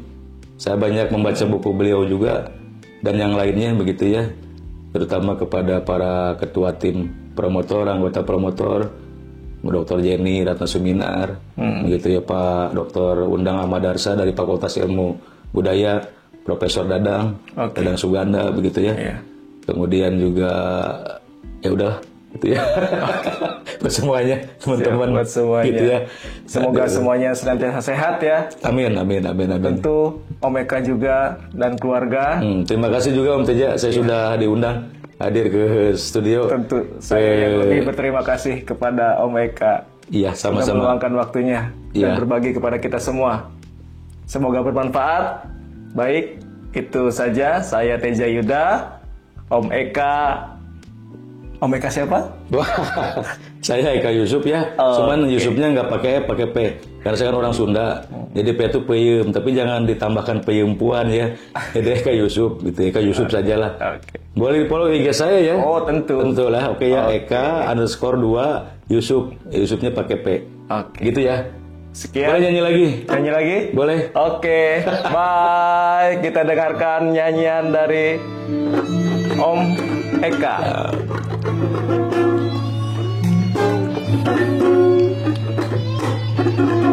Jen, jika kau panggil Wijen, aku marah Jen.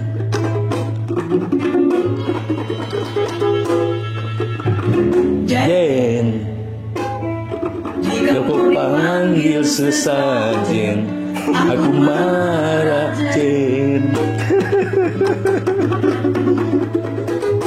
Oke. Aku jadi emosional, aku jadi sentimental, setengah